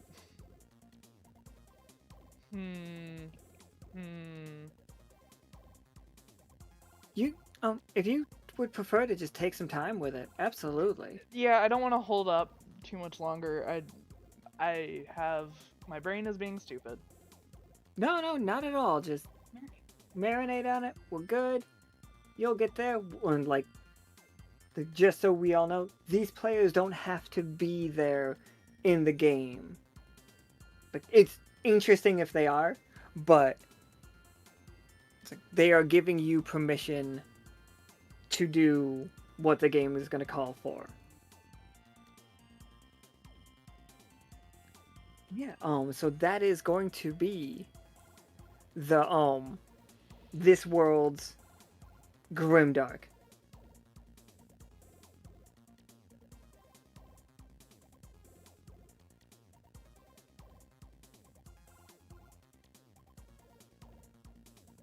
I'm excited.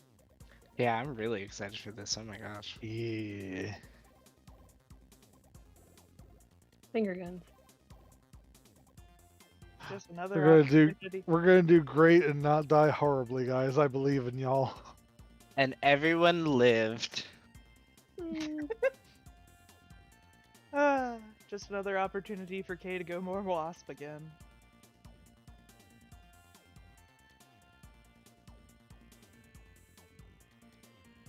So me and Nika are kind of accidentally planning out the year real fast, just sitting here. Nika's coming on.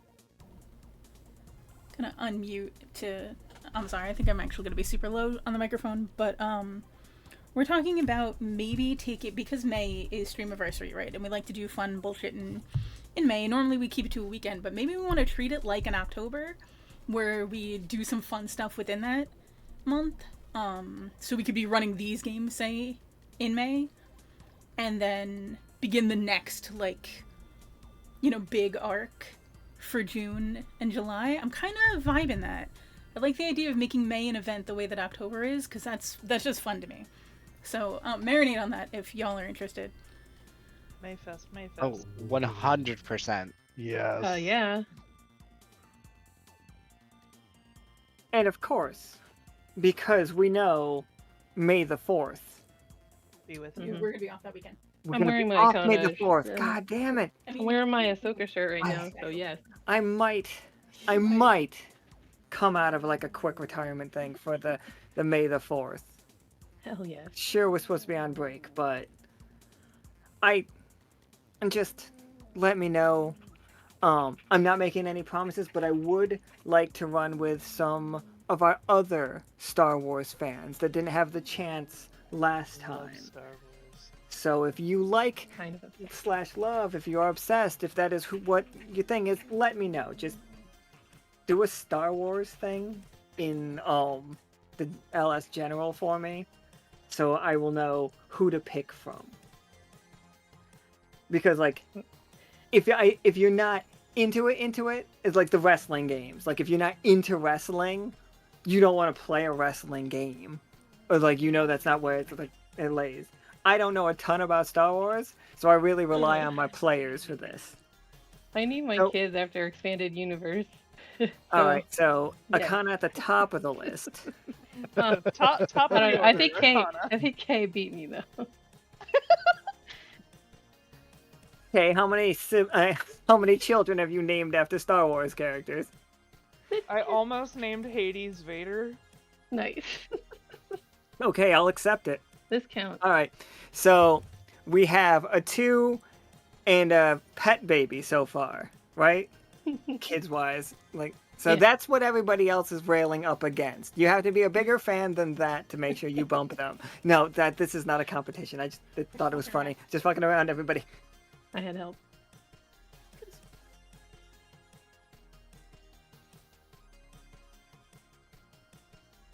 That's fucking Revan Midnight.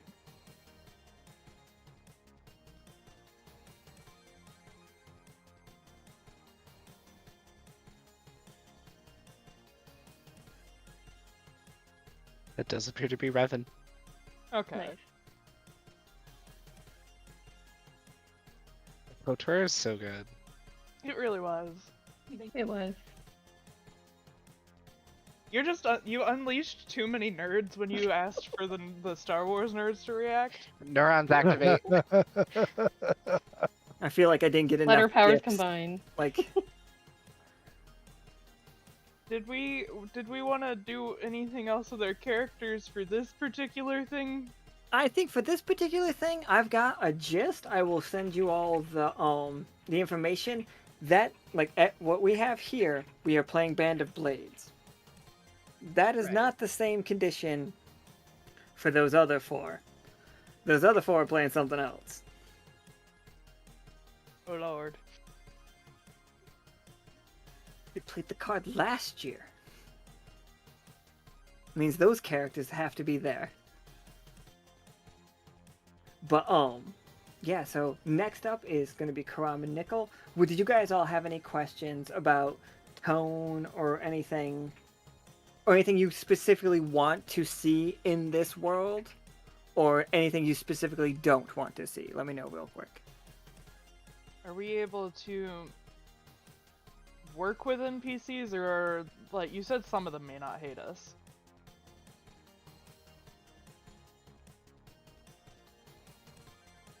So, I think certain factions are probably still out there, supporting you. Holt is so neutral that, you can still get mail. Like, nobody will hurt them. You guys can still get messages out through the otters. And it is just considered still, even end of the world war style, nobody fights the otters. Yoke is under serious problem. It is one of the places that was hit first by the Shaper, draining that place of most of its magic very quickly. How is Fulgurlight? Because I was considering making a stop there, but if they're You're gonna find out. Like that's just stuff. dead. Mm? I mean, they were vampires, right? Fulgurlight? No, that's Obsession. Fulgurlight were Oh, Obsession. the Obsession vampires. Like those guys are fucking doing weird. Somebody remind me to get over there and talk to them at some point. Fulgurlight are the electric people that are a whole bunch of they all look very gender. They are so gender. That is the exact way to describe everybody from Fulgurlight. What did I name that one guy?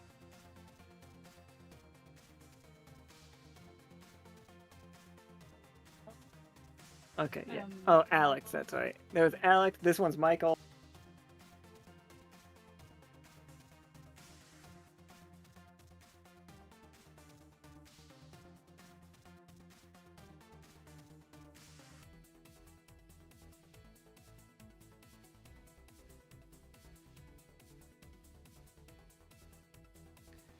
Sorry, everybody. I'm currently just getting a bunch of tokens for no apparent reason. Well, it's for the visuals. Oh, that's where the masquerade was, right? Same one. Oh no, this is the masquerade. This is these two are the same guy. These two are the same guy from two different times that we saw them, I think. They're the ones that have like hologram type projections to show what they prefer people to see them as. Oh, that's right. This is Quinn. There's a lot of electricity. It's the electric tower looking place down at the bottom right of our side of the world. Gotcha. Our side. Wow. Listen to this colonizer. Damn, I'm sorry. It's honestly because my brain didn't want to think of seasonal, despite the fact that seasonal is right the fuck there. I literally, my brain, it did not want to come to me, so that's where that happened. No, that's cool. You said it just so so aggressively. That was me being aggressive at myself. I'm stupid. Aw. Self-derogatory comments are not welcome here, everybody. We're deprecating now. Compliment yourself right now. Yeah, that's right. Say Say nice things Ooh, now. 5 nice I got a things crew about yourself, compliment. quick. Yeah, all right. compliment Compliment. All right. I am okay. That didn't sound nice enough. Okay. That's weak sauce. How much did your pet love you? My teacher Is it a in lot? elementary school said I was a bright spot in their day. Oh. Still true. I'm pretty sure that was just like a generic like statement that could be Well, let added me- to the report card. Like, Well, let- teachers don't lie. I Never, never. appreciate how much you like remember the lore, how much you stick to it, how much you want to really make sure things stay consistent, because in my place, oh, Nika's pointing at me a second.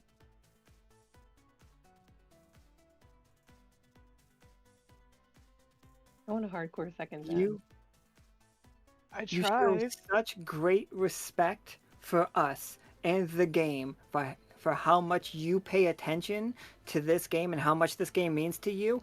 That means the world to us. That is my crew compliment, and also an honest thing to say. Well, I'm gonna perish now. No, I need all the facts you have. I'm supposed to be the information gatherer, but yeah, I got a lot of mine from Kay. I either remember things or they fall out the back of my brain.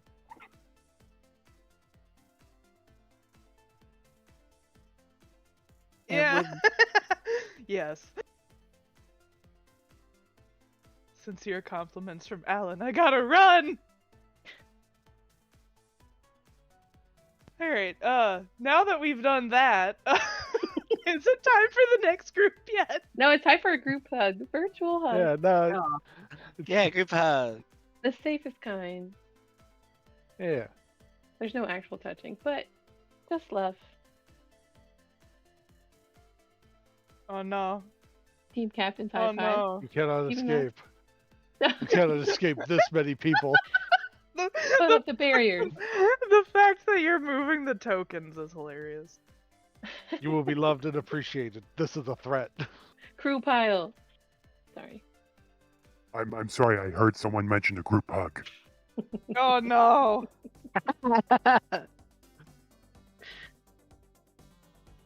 Oh man, I had them all like apart so I could like count and so I could copy and paste them later. You fool. Thwarted. You control Z, control Z, control Z. It's exactly just like I wonder if Can't it'll rep. work. It did. If your website does not support me hitting Control Z, I hate your website. Yeah. No matter Amen. what I do, if I hit Control Z, Amen. it should undo that. It should I don't undo care immediately. what I did. And if I hit Control Y, it should redo something that I accidentally Yes. just like. I didn't undid. even know that. 1000% control Y is the best. Yeah, Control Y. So Control Z is undo. Control Y is redo.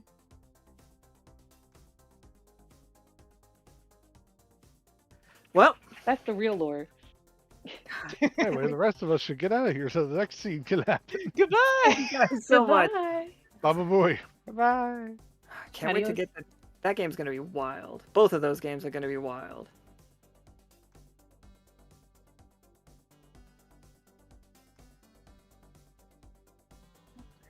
Alright, so Nika's about to put up an announcement about May, about what she was just talking about.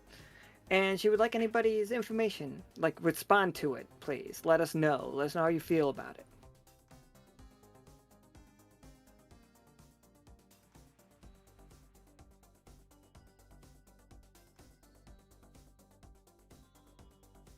It was Steinhold, right? Crom? Steinholz. Yeah. Steinholst. Here, hold on. I'll put it in.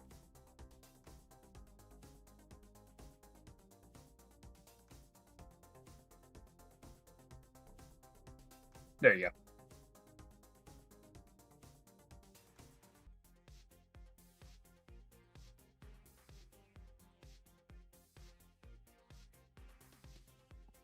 So, Mr. Trafford? Mr. Steinholst? Zahar is showing you around. It's like, as you can see, in the last couple weeks since Uwu, I took over my father's bustling kingdom, we've made quite a few changes around here. It's like, firstly, we got rid of his antiquated, bureaucratical bar. Who wants to sign a contract for a drink? Ooh, whoops. I don't like signing contracts on the best of days. It's like understandable, terrifying pieces of paper, aren't they? Ooh, woo. We are making great progress with our agreements, paperless agreements with the folks at Dendroid at Uwu, and we hope that your presence is felt welcome here at the node. I would love to make you feel safe, comfortable. What would it take to get an agreement that perhaps the Sea Devil could make an appearance?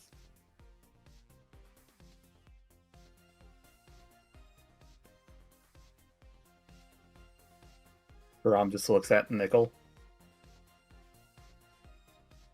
Well, honestly, that's a pretty good question because I can tell you from experience, the Sea Devil can be, well, like the sea itself, can be sometimes fickle, sometimes there to help you out, give you a breeze to the best of days. Other times, wreck your face, to put it bluntly.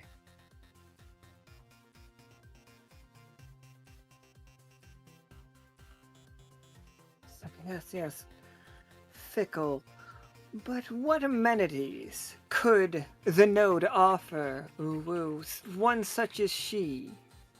And as her crew, what would bring you to the node to make the node a second home to the Pirate Queens?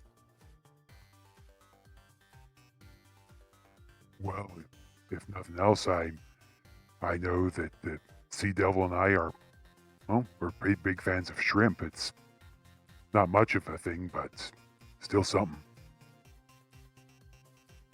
Is the Sea Devil swayed by simple food? Let me put it this way. In the right times, my captain cannot be bought, can be bribed.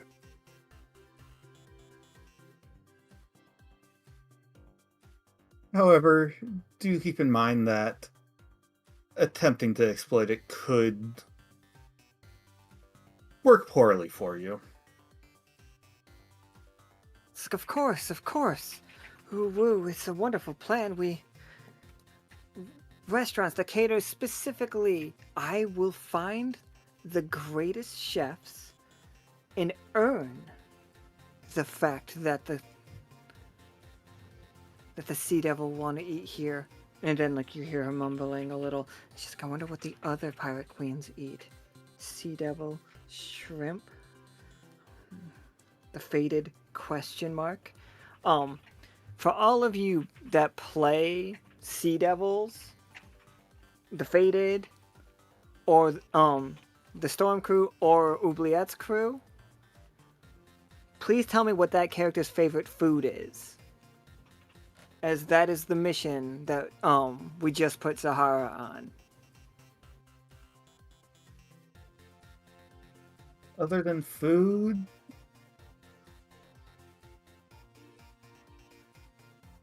I would say he knowing that this place is safe, one that we can come in, trade, and leave without. Well, fights happen anywhere. Let's be honest, but as long as we can come and go without worrying that, oh yes, we are going to come here and immediately be arrested. If that worries Jan, that raised a good point.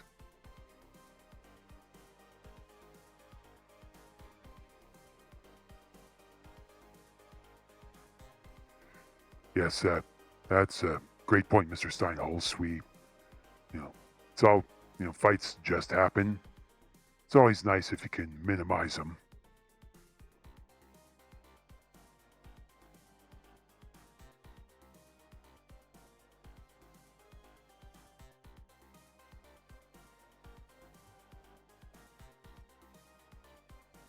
Well, well, look what the tide coughed up.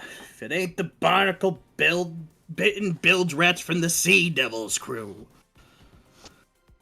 The little scummy guys. Funny thing running into you lot here. Real funny. Almost like fate's got a flair for the dramatic. Oh, I love carving them up. See, Zahara, this is exactly what I mean. It just kind of happens. Zahara raises her hands. She's just like, oh, it's D&D. The two, it's just like, they used to come in and bother my father before we kicked the Shaper out of town. Ooh, woo. She's like, be careful, they're very dangerous. Sorry, Nickel, I interrupted you. No, that's fine. But yeah, in response to that, Nick was going to say, yes, of course they are. They always are. You never have a fight with someone who's just, well, nope. Actually, scratch what I was about to say. I think we've had a couple fights with overconfident people in the past. Guess we're going to find out if these are one of them. So, you gonna take back what you said about our captain?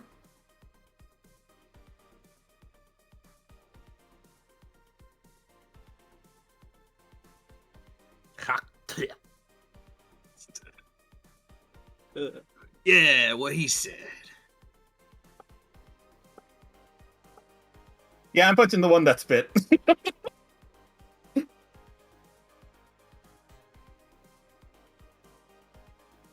Yeah, absolutely. What tags you using? Brawler and Rogue, because Karam's just going to... It's gonna look like it's gonna go for a kick, and then just a punch right to the cheek. Absolutely. So, all right. What do you want? Effectiveness? Oh, go ahead. Yeah. 1 effective, 1 damage. All right. Give me those 2 20s. 19's real good. Give me 2d8. Ugh. Which one of you two spit? That'd be a dormant of it.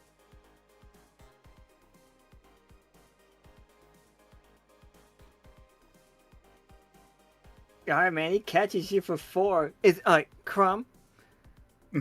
What kind of hit are we looking at? Are we looking at fucking full on haymaker, everything that you got in it, or was it more like a jab? I think with the damage toll, it makes more sense of like it looked like his foot was starting to come up, and then just a quick jab in, just completely catching him off guard with that one.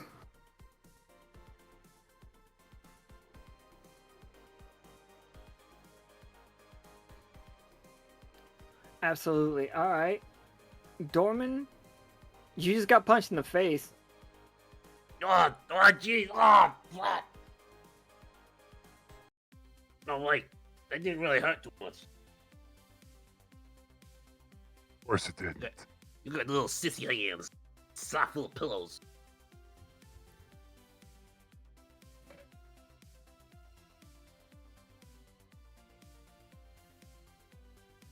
Do you guys talk this much when you normally fight? Normally, you throw a punch then I by jab now. him with a knife. I just fucking jab him and just fucking stick him.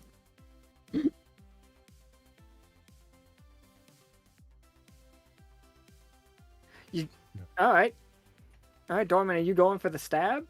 Yeah, I'm gonna fucking stab this guy. All right. What tags are you using?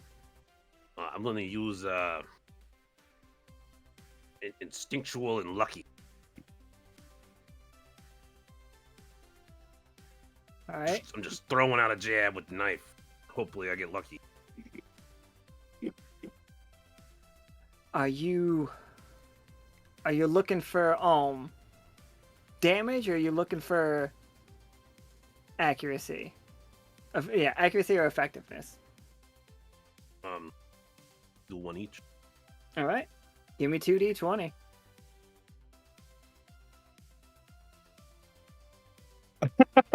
Is that Wait, the you rolled same roll? exactly That's the same roll.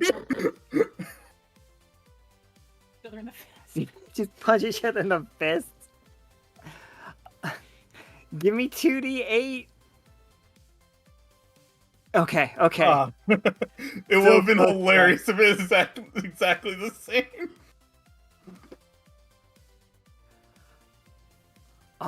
So yeah. Narrate that for me. You get clipped in the face, but then you suddenly have the knife in your hand. Oh, go for it. Yeah, I get clipped in the face, and I kind of go, ah! Then I just kind of shake it off because it didn't hurt as bad. And then he just flicks out the knife like a reflex and stabs him and hits like the side into the flesh or something. It's real lucky with it.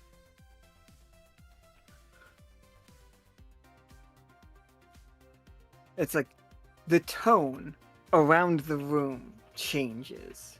Everyone at the sight of Karam's blood. This dude just pulled out a knife.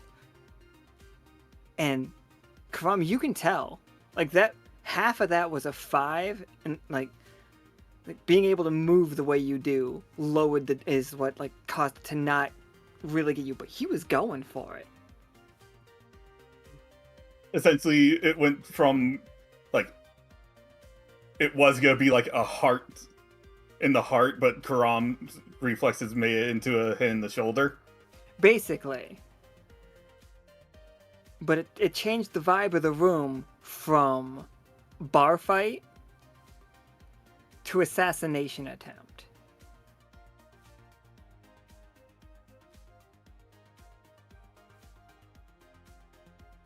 Going for kill shots now? Look who's talking a lot now. I love gutting you. It'll be a trophy. Yeah, at this point, while the two of them are talking, Nickel's going to make his move on his companion.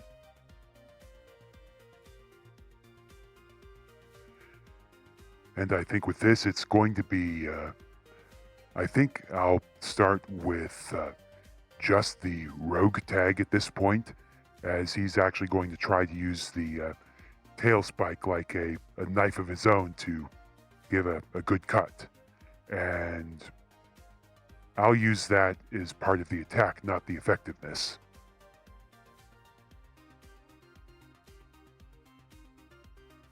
Yeah, absolutely. So give me 2d20. And what is it that we're looking for? Just to stab him, or are we looking to disarm, looking to tangle them up? What's the... If we get, like, if you roll a 20, what happens, you know? I think with this, not looking to kill, but he is looking to say there, all right, if you want to raise this, I'm going to have to call your raise, sort of thing. But he's very obviously not looking for a fatal wound. But he is looking to wound. All right, yeah, so give me 2d20.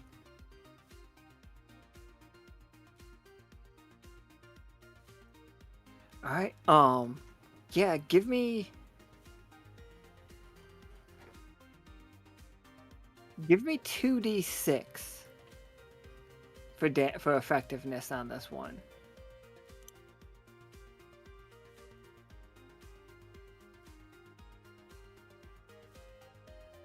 Distal? Is that how we pronounce that? Not forgiven? Yeah. Alright. Distal. This dude just stabbed you with his tail. Well, I think what I'm gonna do is respond by grabbing his tail and then like using it to pull him closer while it's still like stabbed into me. Pull him closer as I pull out my blade and stab him right back. Yeah, what tags are you using for that one? Nolan Duelist. Yeah, you gonna do 2d20, 2d effectiveness as well? Yeah. Alright. Tough choice. This is fun. Nickel, he wants to pull you in and stab you with a null blade. What is he gonna have to do? I mean, what do you get to do for him to do that? Or the other option is like, does he let go of your tail? Well, what I think I'll do there is I'll also use the 1 TP option for the catcher and say there that he gets to stab, but then I get to disarm him. Or he lets go. Is the catcher magical? No, I don't think it is. Yeah, I'm not sure. I know it can catch spirits, but beyond that, I don't know how much of that is just from the catcher or something else. Or magic or not. I don't know. I think it'd be really cool. I personally think it'd be really metal in this moment for it to, like, shatter through it, like the null cutting through. But I don't want to break your items, you know? Especially because, like... Actually, I could make a suggestion. Maybe that null is able to get through one of the gaps, but then Nickel's able to hold it and keep it there and use that stab wound to disarm. So it's not broken, may need some repairs, but it's, it still did something. Okay, so... You can, Distal. Your tough choice is you can make the attack, see the fact that he's about to block it, and just, like, dodge completely. Or you can roll 2d8, because that's your weapon. But then you lose your weapon afterwards. Like, he will have your sword. I think it's funnier if we're both just sitting there holding on to each other's weapons that we just stabbed into each other. You're holding on to his tail? Yeah. As it's, Okay. like, stabbed into me still. Pulled it on, like, getting him close so I could, like, bring him in close for a little statement. I'm just fine with that. Yeah. Right back at you. And he's gonna say, he's like, Shaper's been watching. Said if I want to move up the ranks, I gotta earn it. And you? Yeah, the two of you, you're the ticket. And if you give up now, I might even let you live. You know, I've faced off against people a lot scarier than you, kid. You can give it a try. This ain't gonna end well.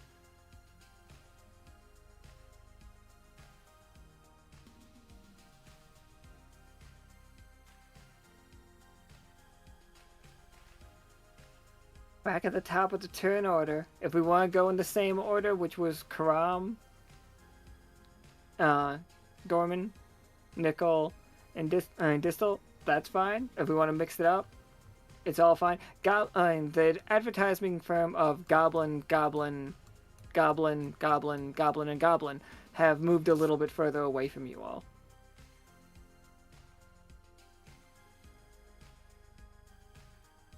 I think I'll go all in. Rogue, Brawler, and Null, as I just grab my Null Gauntlet and just punch it straight into his gut as he's looking at the dagger stab, like, that was a good stab, he's bleeding, and then just going for a punch right in the gut. Alright, absolutely. You got One in accuracy, two in efficiency. There we go. Yeah, that's gonna hurt, man. Lord, I'm so lucky. I want to increase that by one, but I want to have this fight play out normally. Alright. Here comes 3d8, yeah. Okay. Wait, yeah. Alright. Ready for attack number 2? Absolutely. I rolled an 8! Yep, you got an 8. Give it to me again. And another one. Alright. So 10, 14, 24, 29. Alright, man. I think I used.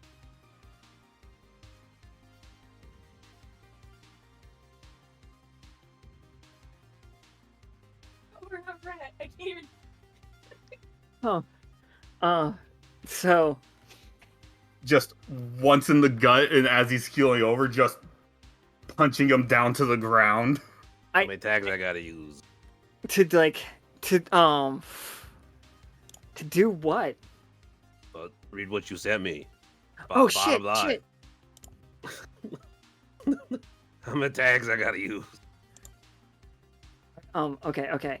That was only when they. Oh, okay. For each roll, you have to use 2 tag points. No. Use a tag point, roll a die. If that die is higher than the die that hit you in the face, then you dodged it for lucky. The problem being, he rolled 19.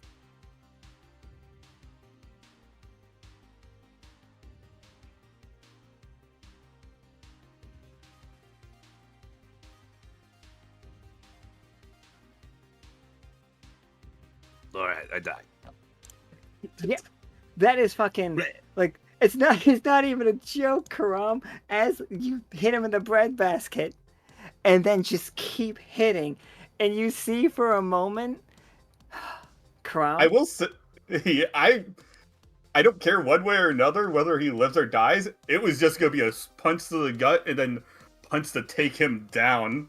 He showed lethal intent. Absolutely. I loved your 8 damage punch to the gut, and then like your follow up 2, 4, 4, 5, 6.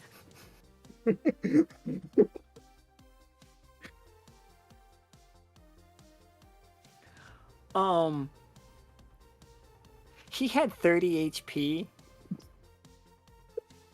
So I did 31, no, 33 total.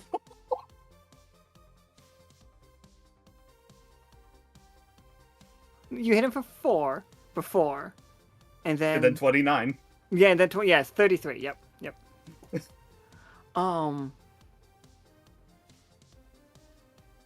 Roll me your lucky tag, Dorman. And put in as many tag points as you think. How lucky is he? Clearly not very. Not very. Just roll me 2d20, and this is how lucky works. I really thought it was that 20 for a second. I thought it was gonna be that 20 for a second too.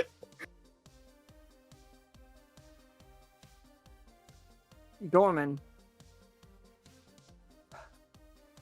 you are grievously hurt in this fight.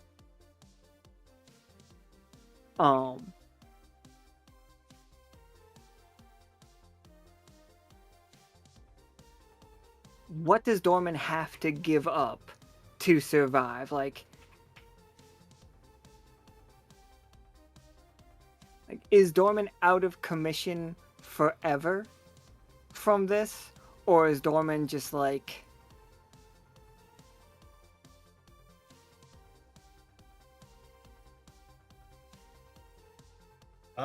I could throw something out there. So yeah, absolutely. I'll let you throw something out. Me and Nika are basically wondering if we ever see this guy again. If we ever see Dorman and fuck, I keep forgetting the Distal. If we see Dorman and Distal again, if we revisit D&D, like, what kind of shape he in? Tell me if this sounds. Tell me if this sounds good to you, Cole. The punch to the head wasn't what left you disfigured. It was hitting the ground. So from here on out, instead of that being like a I don't know, long... man. You punched me with the strength of God. That wasn't me hitting the ground. That was you. You killed me. You basically killed half my face.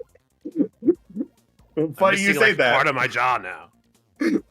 Funny you say that. I was going to say from here on out, instead of it being a snout, it looks like a face. Just that entire jawline. My jaw clean off my face. You just Looney Tunes him? You just fucking punched his nose in? I was gonna suggest something like, because you beat the shit out of him with Null, that he couldn't taste or smell anything anymore. Like, he had no feeling in his face at all. Like, I don't know. I think it's more funny, not for him to physically feel what happened to him, but for everyone to see what happened to him.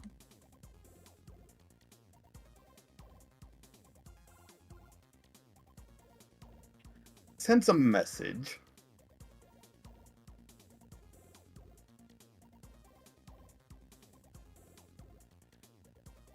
what do you think, though, Cole? Yes. Alright, so your face is, like, literally punched in. And now, back to our regular scheduled fight between Nickel and Distal. You've still got his tail. He's got your sword. You guys are pretty close together at this point. Rapidly right next to you, Distal, you are hearing, well, Nickel, you're hearing it too, trust me. The wet thwappings of Karam's fist hitting Dorman's face. He's like, thwap, thwap. And it just sounds like meat hitting the counter, you know?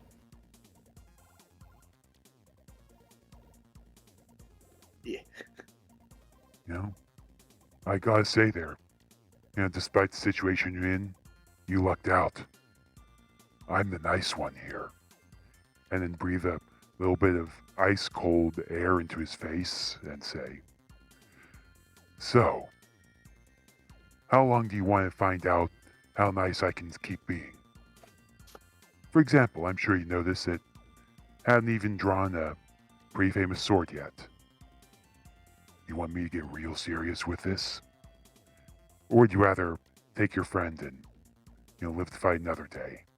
Maybe, train enough, become advanced D&D. Alright, I need to roll my flaw here, I think, to figure out how he's going to respond. But I don't know which direction I'm looking for here, you know? What is your flaw?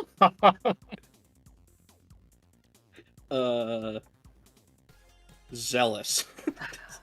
So, So Pistol here is zealous for the Shaper, believes what the Shaper is doing is correct, and that the Shaper runs on the no man should have all that power against magic. He doesn't think it's gross or unnatural, he just thinks that nobody should have it, because eventually he's going to gather all of it and sell it to people. That is the Shaper's goals. But Distel doesn't know that part of it. Distel only knows that we have to defeat the Pirate Queens because the Shaper says that they are the threat to everyone.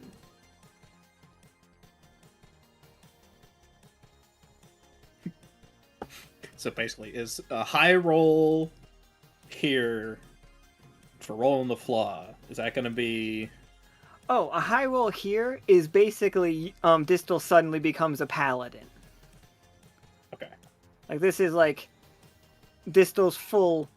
He really is going to really hurt... Well, we'll see what the dice say about how badly he can hurt one of the Sea Devil's crew, you know?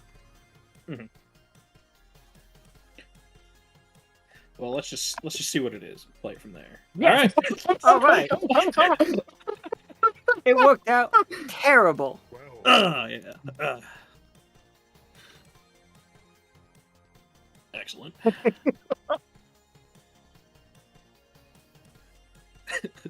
Okay, so is this I just want to run now? Or is this I stand and fight to the death angle, you think?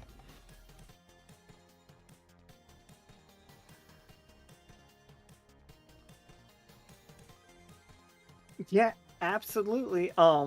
F and chat that one. Fight to the death, man. How do you force their hands? Alright.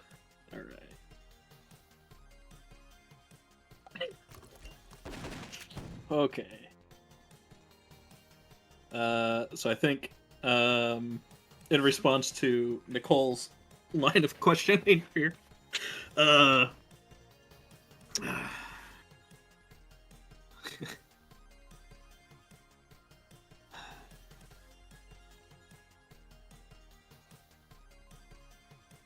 thinking.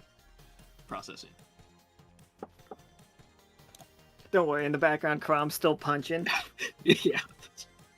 I think I stopped once he stopped moving.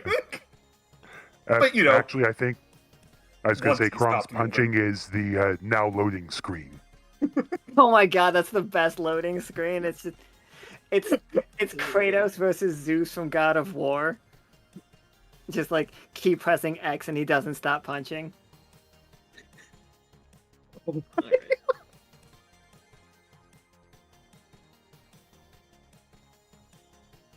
Crom looking around the room. He's like, "What? He pulled a knife." He started it. I don't know what you're talking about. Though Crom did throw the first punch. Just put it out there. All right, so I think in response to feeling that like cold on his face, Dissel's just gonna like snarl. She's gonna. See, that's the problem with you lot. Thinking that magic's gonna help you out. We're gonna take it all. We're gonna make sure that the Echo has no magic left to run amok and just meddle in affairs that you don't understand. And I think he's just gonna like try to like headbutt the sword that is, like, just lodged on Nickel just a little bit deeper.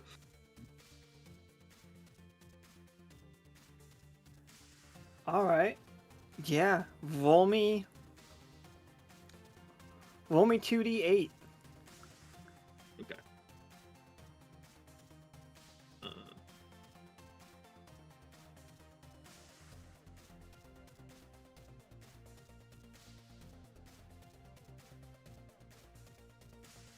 Whoop. 2d28. I want to see a 28-sided die real bad right now. But one of them you got 28 out of 28, just so you know. Yep.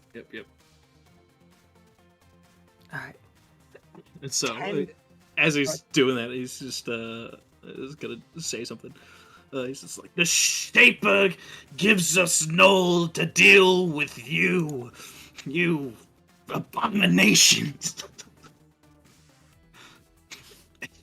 And he gave me a mission to drag your magical carcasses back to him. And your breathing was optional.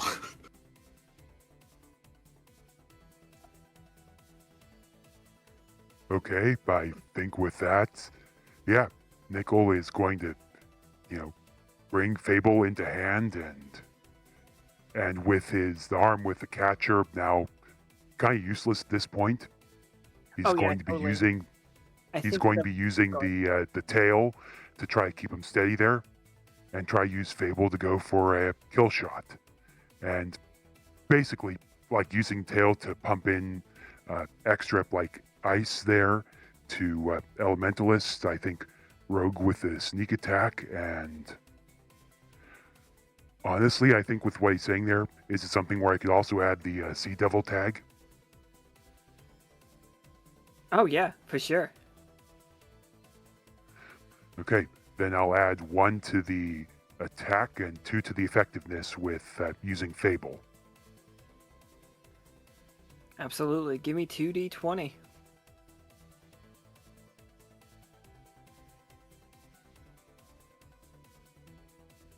Tough choice. Alright, Distal. He wants to go for a kill shot on you. What's the kill shot look like?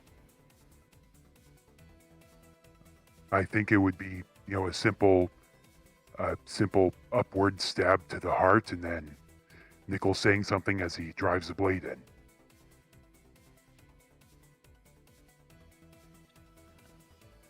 Alright, Distal. That's what he's after doing. The tail's coming up for your heart, and then the sword's coming at you as well. You can counterattack this. You know you can. But it's gonna cost you your life. He's coming for the kill. Or do you dodge out of the way?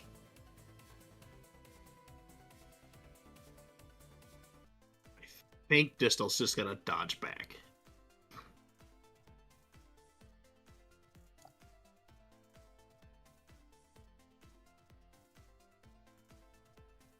Alright. Right. Well, with that there, even though he didn't get the kill shot, Nickel's going to say his thing there. Yeah, absolutely. Go for it. One thing you have wrong there, calling me a monster, this abomination because of the magic. I've done a lot of monstrous things before I ever learned how to make a single snowflake. You have no damn clue what you're messing with right now.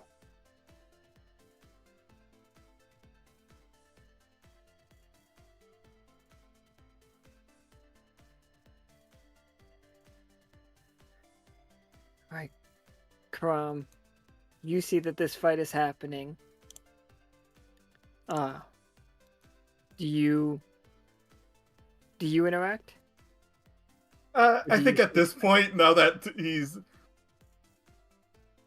mostly incapacitated, if not completely, Karam's just gonna sneak up over here and just tap him on the shoulder and be like, "So, if we're magical monsters, where does that put me, who doesn't use any?"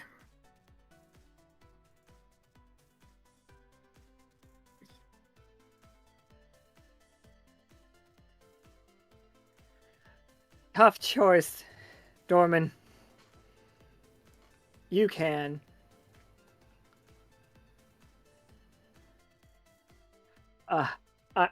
terribly sorry, Dorman. When you roll an attack on Karam and it's a tough choice, it activates his counterattack. Behind you, no look style, Karam. It's very like he was down for the count, but he's coming for the sneak attack, you know? I'm picturing kind of like Bruce Lee, like suddenly fist goes up, hits him in his like now pug face one more time. Or like kicks him while he's down situation. I was gonna say, just as Karam's walking, he can just hear him getting up and he just kicks a stool back into his face. Absolutely. Just like you hear more wet meat noises.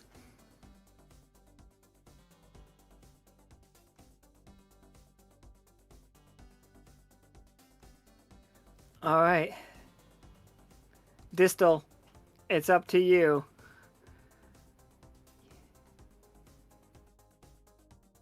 You see Karam behind you, but just in case that, like, you are zealous in this. Yeah. I got a response to his question. Yeah, absolutely. Was Karam coming in for an attack as well? Or did you get distracted by murdering Dorman? No, the kick was kicking the stool back. No focus needed. Yeah. My entire intent is actually to get your attention on me instead of Nickel, to give him a back shot. Okay. So yeah, he'll definitely turn to Karam. He's just gonna be like, Ah, you, yeah. No, I've heard about you. And the way that the crew likes to, the Sea Devil swine like to interfere, go places, and interrupt the natural order of things. Just take a look around here. Barely a week, a month. How long did it take for you to interrupt the entire order of the market?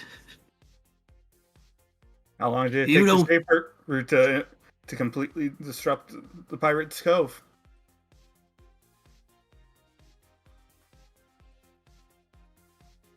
I don't know, but what I do know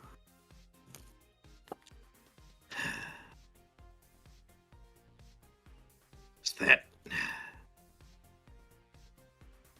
I don't know. What do I know? There's an order to it. There's a cleanliness to it. There's an evenness to it. There is a fairness to it. Like control, like the world underneath the Shaper is a comfortable life. Like everybody living their most mid.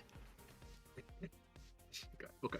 It's like you, Sea Devil, spread chaos wherever you go. The Shaper promises order, structure, purpose.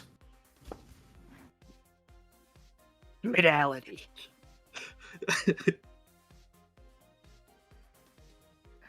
Yeah, I'm just gonna kick this barrel towards Karam if oh, absolutely. If I can. You could probably get your sword back too. I bet it fell. Well, I think that depends on how hard he wedged it in Nickel's arm with the headbutt. I was like, I don't think after pushing it in farther, unless That's Nicole's right. I forgot withdrawn that's what you were doing. I forgot that was how you were doing it. All right. Yeah, absolutely. Yeah. So, I think if I read Duelist right, it's just like mastery with any sort of weapon, right? Oh yeah, yeah. That is 100% how I vision Duelist. The whole you can hit them with anything, and it's always at least a D8. Okay. Yeah. So I was thinking adding Duelist and then maybe adding Urban to it as well. As I'm just like backing up through through this place and just throwing everything that I can. Create a little bit of distance in between me and Karam. Yeah, absolutely. We're gonna go no for effectiveness, all for damage. Oh, all right.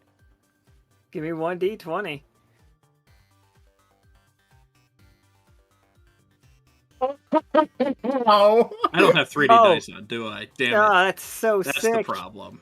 I got 20. Oh, this is gonna He fucking rolled a hurt. nat 20. So you used all three of your tags. I didn't use null because I Oh, yeah, you didn't use couldn't. null, So so- it's 24 damage back to Karam. It is 24 damage back to Karam. I do have 3D dice on. Did you guys see it? I didn't see it. I see the. No. Yeah, I see the Interesting. 20 over on the side, but not. If you have it on, I don't know why it didn't roll. Well, I thought It it probably- have it on. It's on though. Who knows? It probably will just pop in randomly at this point now. Maybe it's It's broken. Maybe. It's thrown at the computer screen. I'm throwing things everywhere, and it hits the camera. The camera falls off and goes to line on the floor before it cuts it to a new shot. Goblin, goblin, goblin, goblin, goblin, goblin, and beetle. I all flee. Before he does get like completely out of the way, I did specifically not take an attack so Nickel could get a back shot in. Oh yeah, for sure. As I'm throwing all my Oh, things yeah. at you, I'm open to Nicole, I would imagine. And just as Karam's taking it, just all he says is, "I prefer the term free, much like you're about to be."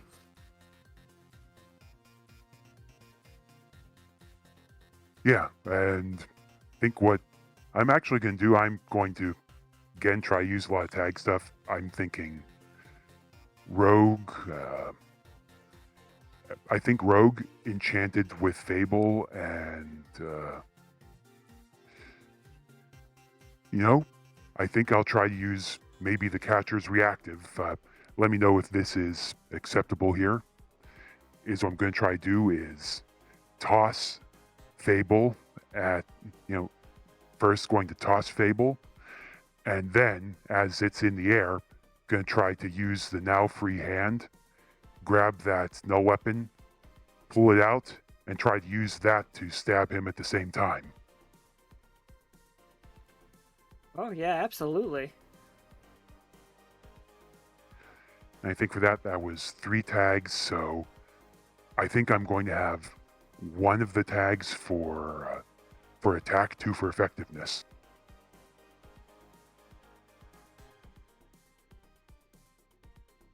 Yeah, absolutely. Give me 2d20. Oh, sorry, take 1 more d20 as well. You can roll 1 more d20. If this third one's a 1, ignore it. But let's just see if it's a 20. So that success was also that was Karam setting you up. I wanted you to have another one. Sure. Alright, and that's...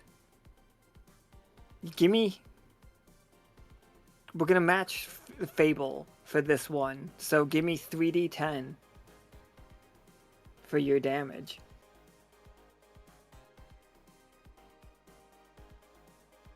Yep, and yeah, as I'm stabbing there, I'm actually going to be talking a bit too, because Nickel's feeling a bit chatty there. Starts here. You know my people. I'm sure you've known what they've gone through. And you mean to tell me you're the better option?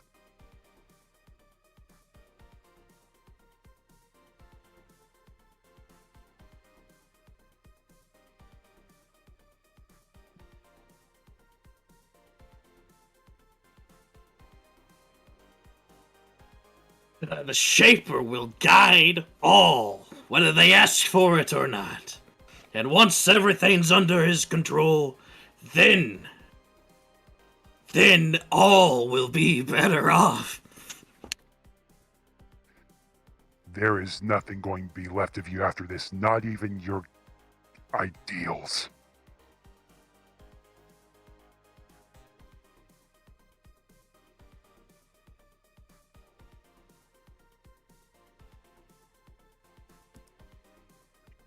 So,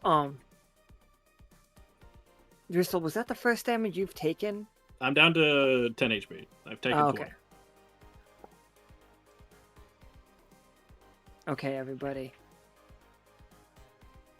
Right now, I kind of just want to roll damage against each other. It's like, don't worry about effectiveness and accuracy. Only worry about effectiveness.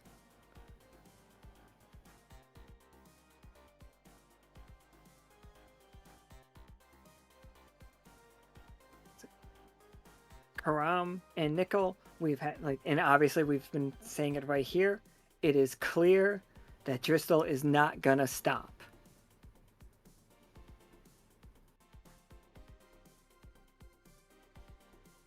I just want to make an opening for Nickel to get the final blow in at this point. He deserves it. That's all I'm after. And at this point, Nickel's not even going to deal with Fable. He may use it as a distraction, but yeah, he wants to kill this guy with his own null sword at this point. All right, Crumb, how do you get my attention?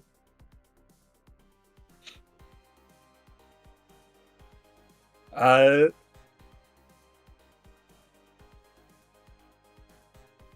think that there's a bit of ice that's coming from the ground that you can't see, and Crom just grabs one and throws it, making it look like he casted magic. Okay. I think Distal's just gonna grab a broken chair leg from the debris that's around and just charge at you. Try to like wooden stake it through you. And he's just like laughing maniacally at this point.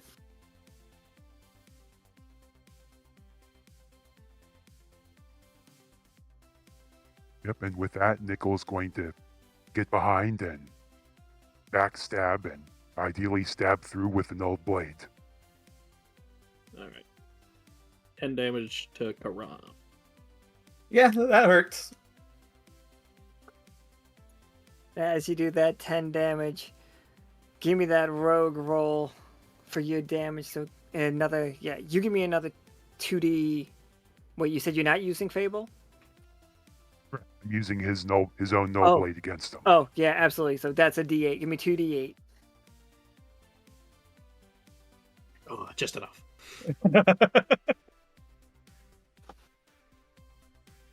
Is just, let me ask everybody, what does the just enough kill look like? Does it just barely got there, or is it like precise, like a nice slice across, like guillotine style? Did you just take his head off?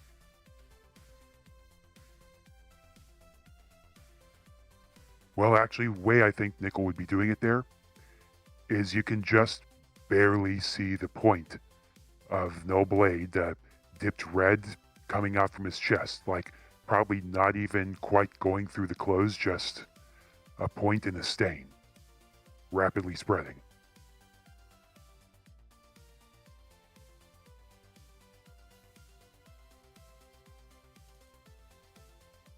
And as he stabs into Karam and then just, I don't know if he feels it at this point, but sees the blade and his body starts giving out. He'll just like look down, fall to a knee, and just Oh, you think you won. Oh, but the Shaper is everywhere.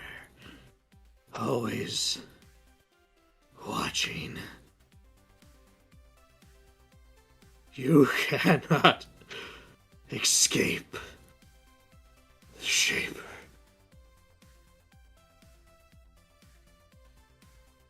It falls over. I'm This never is running better. from him.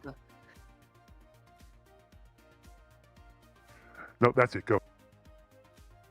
Oh, no, I just... So yeah, on these two, you can find, they have like multiple horde coins each. So, like, which we know just means a decent amount of money. They have a symbol of the Shaper, both of them, which is a anvil with a hammer over it. And that is made of pure null. And yeah, they do have the distinguishing marks on them that tell you that they are part of the Shaper's crew, originally from Clove. And yeah, there's a lot of like anti-Pirate Queen rhetoric tattooed into Driscoll. I don't know about Dorman. I don't know how like zealous he was. But he's dead now. Yeah. No.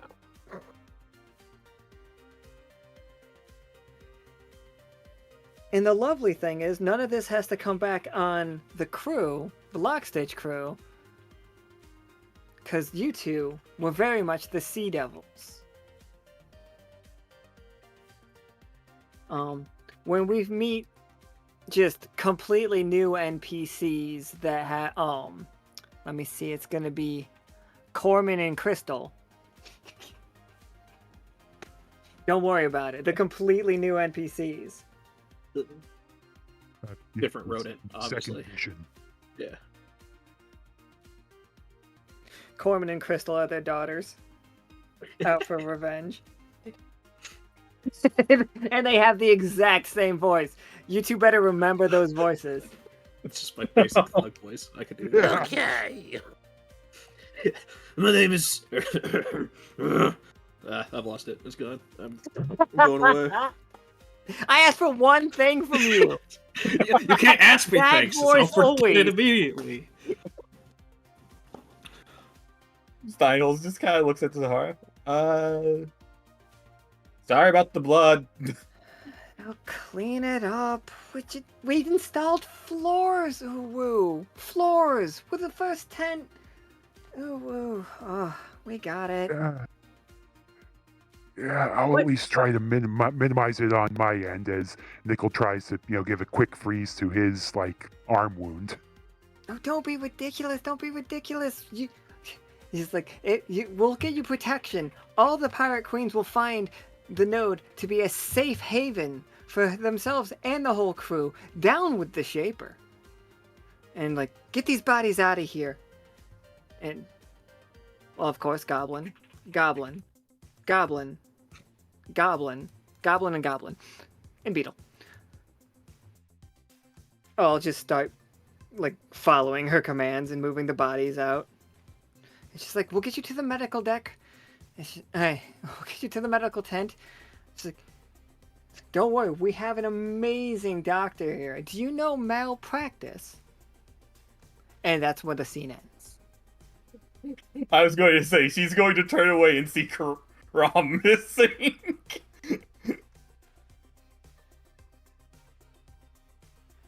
But Nickel was going to ask Karam if he wanted to, if he wanted a nice Noblade to train with. I think it's just fire. They both looked away for a second, and after the mention of doctors, he's just gone. Absolutely. Well, thank you, Cole, and not... Well, thank all four of you, obviously, but thank you, Cole and Not Forgiven, for playing our NPCs for the Shaper. I can't wait to see your two new ones. I was trying to make a... My name is Crystal, of the Distal clan. You've killed my father. Prepare to die. Yeah. But I had to change the voice, so I was like, how do I do the voice that is the between that? And that's where I got lost. I felt the need to explain myself. My father was killed by the two-fisted man.